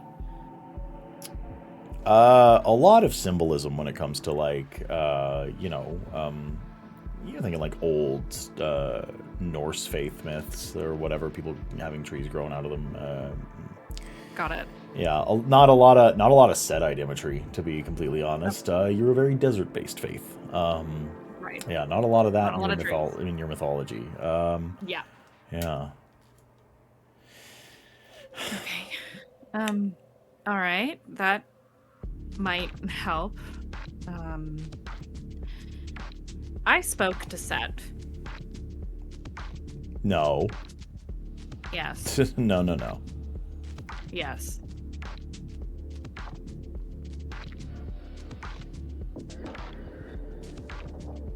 You're serious? He said that I am made to rule, and that's what I'm doing. And I need to put a stop to this Enkidu business, which I fear requires a lot more heavy lifting than I can do by myself. Okay. Say more. She tells him, instead of taking up all this time repeating the whole story, she tells him everything about the vision, everything that Set said. Oh. He sits, he listens. Attentive. Also, I'm the Baron now. You're the what? I'm the Baron. You're the Baron. Well, one of them. He waits for a second. One of them. Is Trevor Deacon's still the a other Baron? Mm-hmm. No, Okay. Trevor's going to be my constable. He would be. He would be. That's what he wanted. Works for me. Aw. I'll have to shop for another one. It's about time. This makes a lot of sense. I've had some time to think down here. Oh? Yeah. Did you think about your regret for not keeping me better in the loop during all of this? Yeah, pretty much. That's a lot of it. That is a lot of it, I gotta be Good. honest. Because you will be fixing that moving forward. Yeah, I kind of think I have to. You know what I came to the conclusion of since I've been down here? I haven't been in That charge you of have- anything for a long time. That I've been telling That someone and that's that more capable royally than me. fucked up.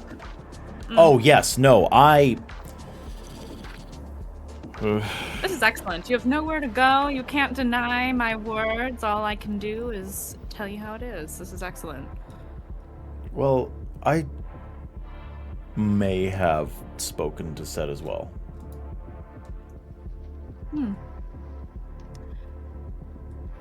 Our bloodline tends to do that. What did he tell you?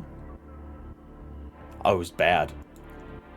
It was bad. It was a pretty constant cavalcade of imagery of me being incredibly wrong constantly, and so I tried to change my path and change my path and change my path, and I needed to make better decisions, and I needed to make better decisions, and then he finally sent me one where I was in a pillory. It was me in a pillory, and I was having rotten produce tossed upon me, and it was like I was back in France. Except I didn't pay for it this time. So I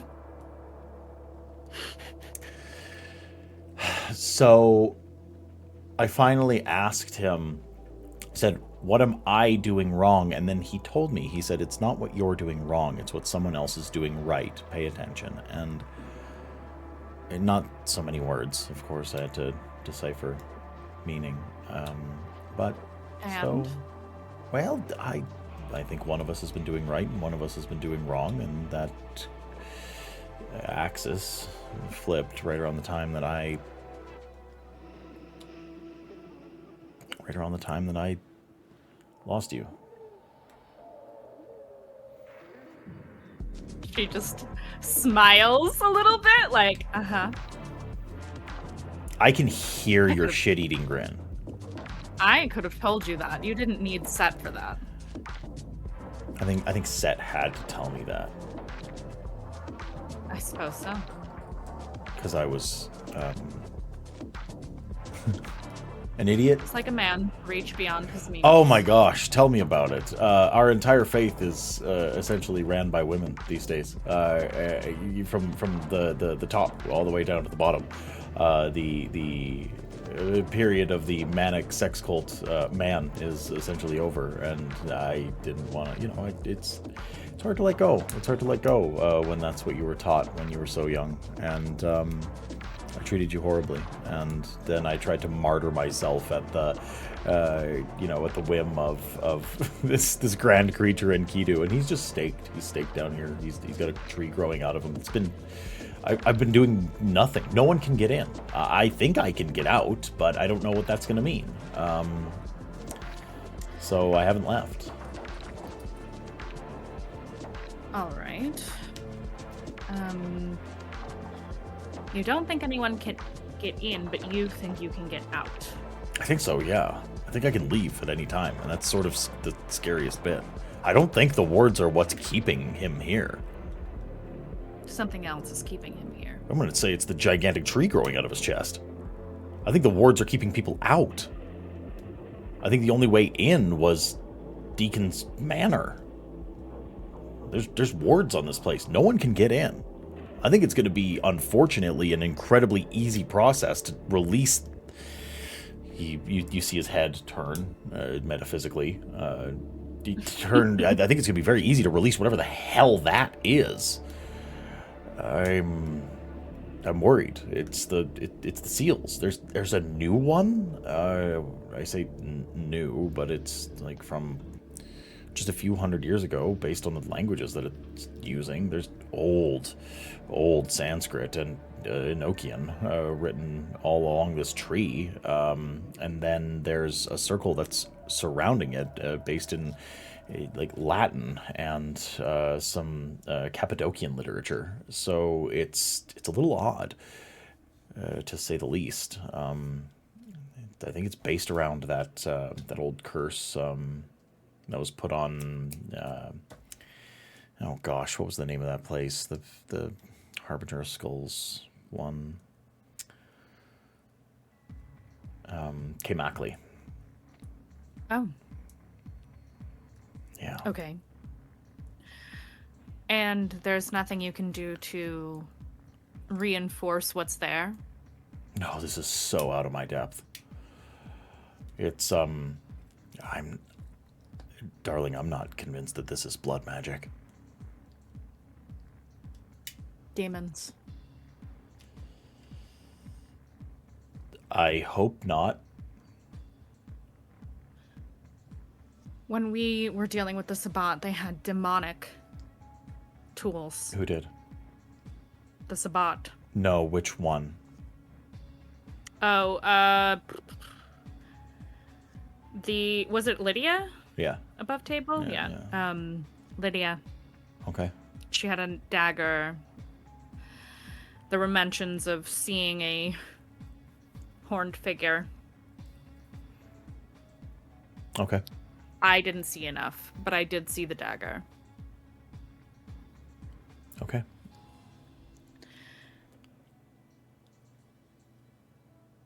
If I find a way, or if you decide to leave, do you think you would be able to get back? Well, I wrote all these runes all over my skin in order to sort of keep this place sacred. I think it's working. So, Maybe you shouldn't leave yet. I don't think I should go yet, but it's like, I don't think I should leave just now. I think I should stay, but Tell me about the ritual that you did. I can give you all the details. Okay. I wish I think I'm. He takes a deep breath. I I think I messed up again. What do you mean? I just don't think it needed to be me. No. But I was the one don't that think knew you the did. ritual, and we were on a timetable, so it's... We'll worry about cleaning up your mess later. Yes, all right. You are safe and you can stay. For now. Right? I'm not even getting hungry. I feel like I'm in stasis. I haven't gone to sleep.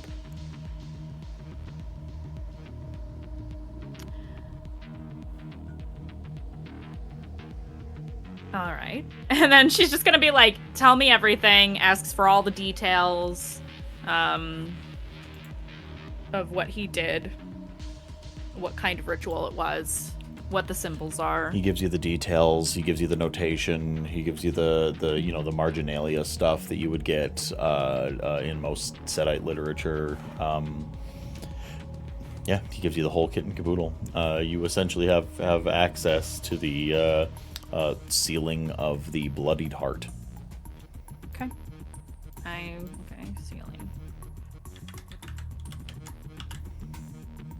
Did you know that there's a labyrinth under the city?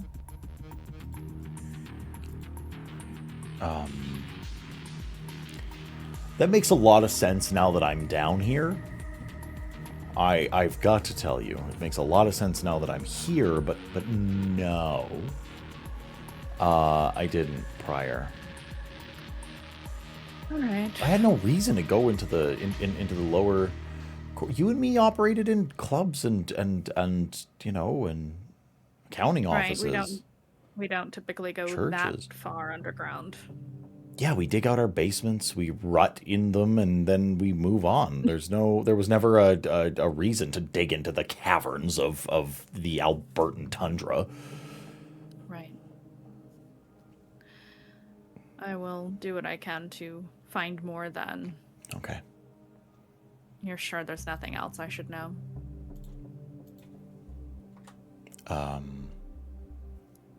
Proud of you. I think her expression softens when he says that. Thank you. I think I've sort of flip-flopped from wanting to die to thinking you were some betrayer to being apathetic, and I was on this path of self-destruction, and I think even just your the fact that you carried on and you were strong was enough to help me. It's we're apart, and I know that you're continuing to be this grand you, but you were and are my heart. So it's really nice to see you thriving, especially without me. Proves a lot of things that I always thought but didn't want to say.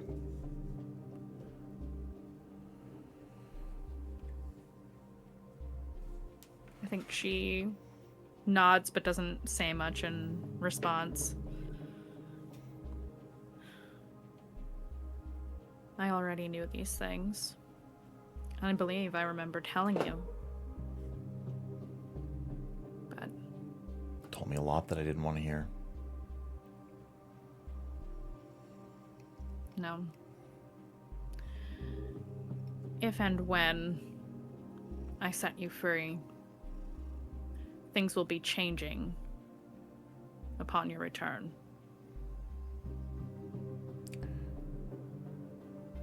And I think it kind of has to be me serving you now, doesn't it? Correct. Even if the grander Kindred political landscape didn't see it that way, I think it's the way it had to be. There will be no more of your games. Keeping secrets from me is what caused this to be much more messy than it needed to be. And I want you to think about that until I find you. Can If I agree. When I agree.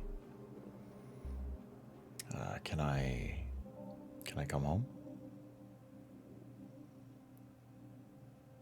We'll talk about it. Okay. Yeah, okay. And he says to you, I hope I live through this and we get to work together again. And as he says that, your candle burns out.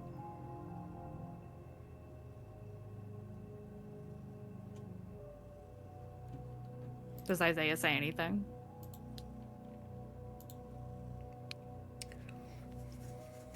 I like Liam. I know you do. He was a good mentor. But He was a good husband. Maybe he will be again, but we'll see. well, I can say, since I'm allowed to be candid now, he was an idiot. He treated everyone in the world like gold except the one person that mattered when it mattered. We all lose our way sometimes, Isaiah. It doesn't excuse what he did, but redemption is not always impossible to achieve. Right.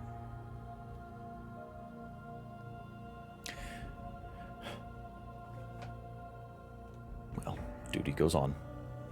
Duty goes on. She after this, I think she is basically just going to contact the coterie. We don't have to roleplay this out, but contact the coterie to get them to gather. Always separately coordinating with Deacon for Baron things, TM.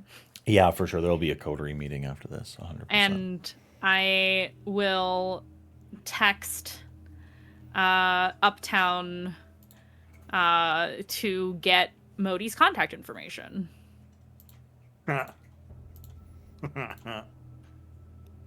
You don't hear back because he already knows that December's on it. I'll say Lupe's response from December includes her asking about bringing Modi.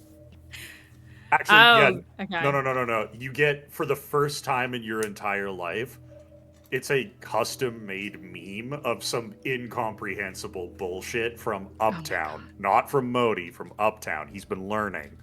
Oh my god. And that's all it is. It's entirely incomprehensible. But yeah, that's all you get. She'll text December back. Yes, bring Modi to me. He voted to be here, so he needs to present himself.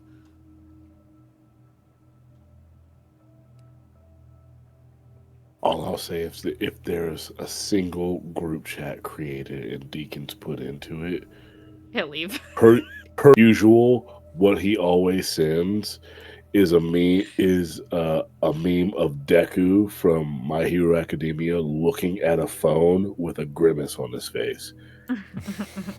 And he doesn't respond to anything else. It's just like, oh, you've been added to this, and he sends it automatically, and then he doesn't respond to a single thing after that. That's why I said I was coordinating separate with you specifically, because I know Deacon is particular about those things.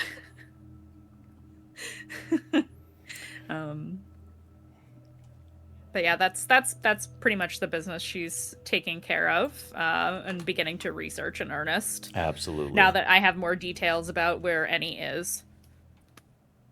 Okay. Well, folks, I feel like this is a grand place to leave off the chapter for this evening. This was a wonderful chapter. This was actually super fun, super cathartic in a couple of ways, super horrifying in other ways. I will look really quickly for someone to raid into. I am assuming it's going to be Fusca again. Yeah, we'll go with Fusca.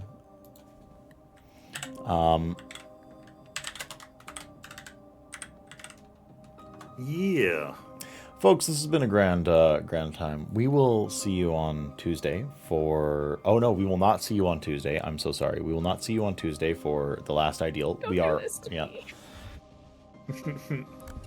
The Last Ideal is on a break for the season... Hiatus. After the season finale. And then the next 2 weeks we'll continue with Sanguine Dominion. And yeah, we'll keep telling you all vampire stories on Saturdays, folks.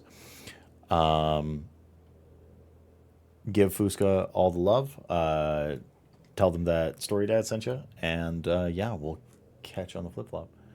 Goodbye.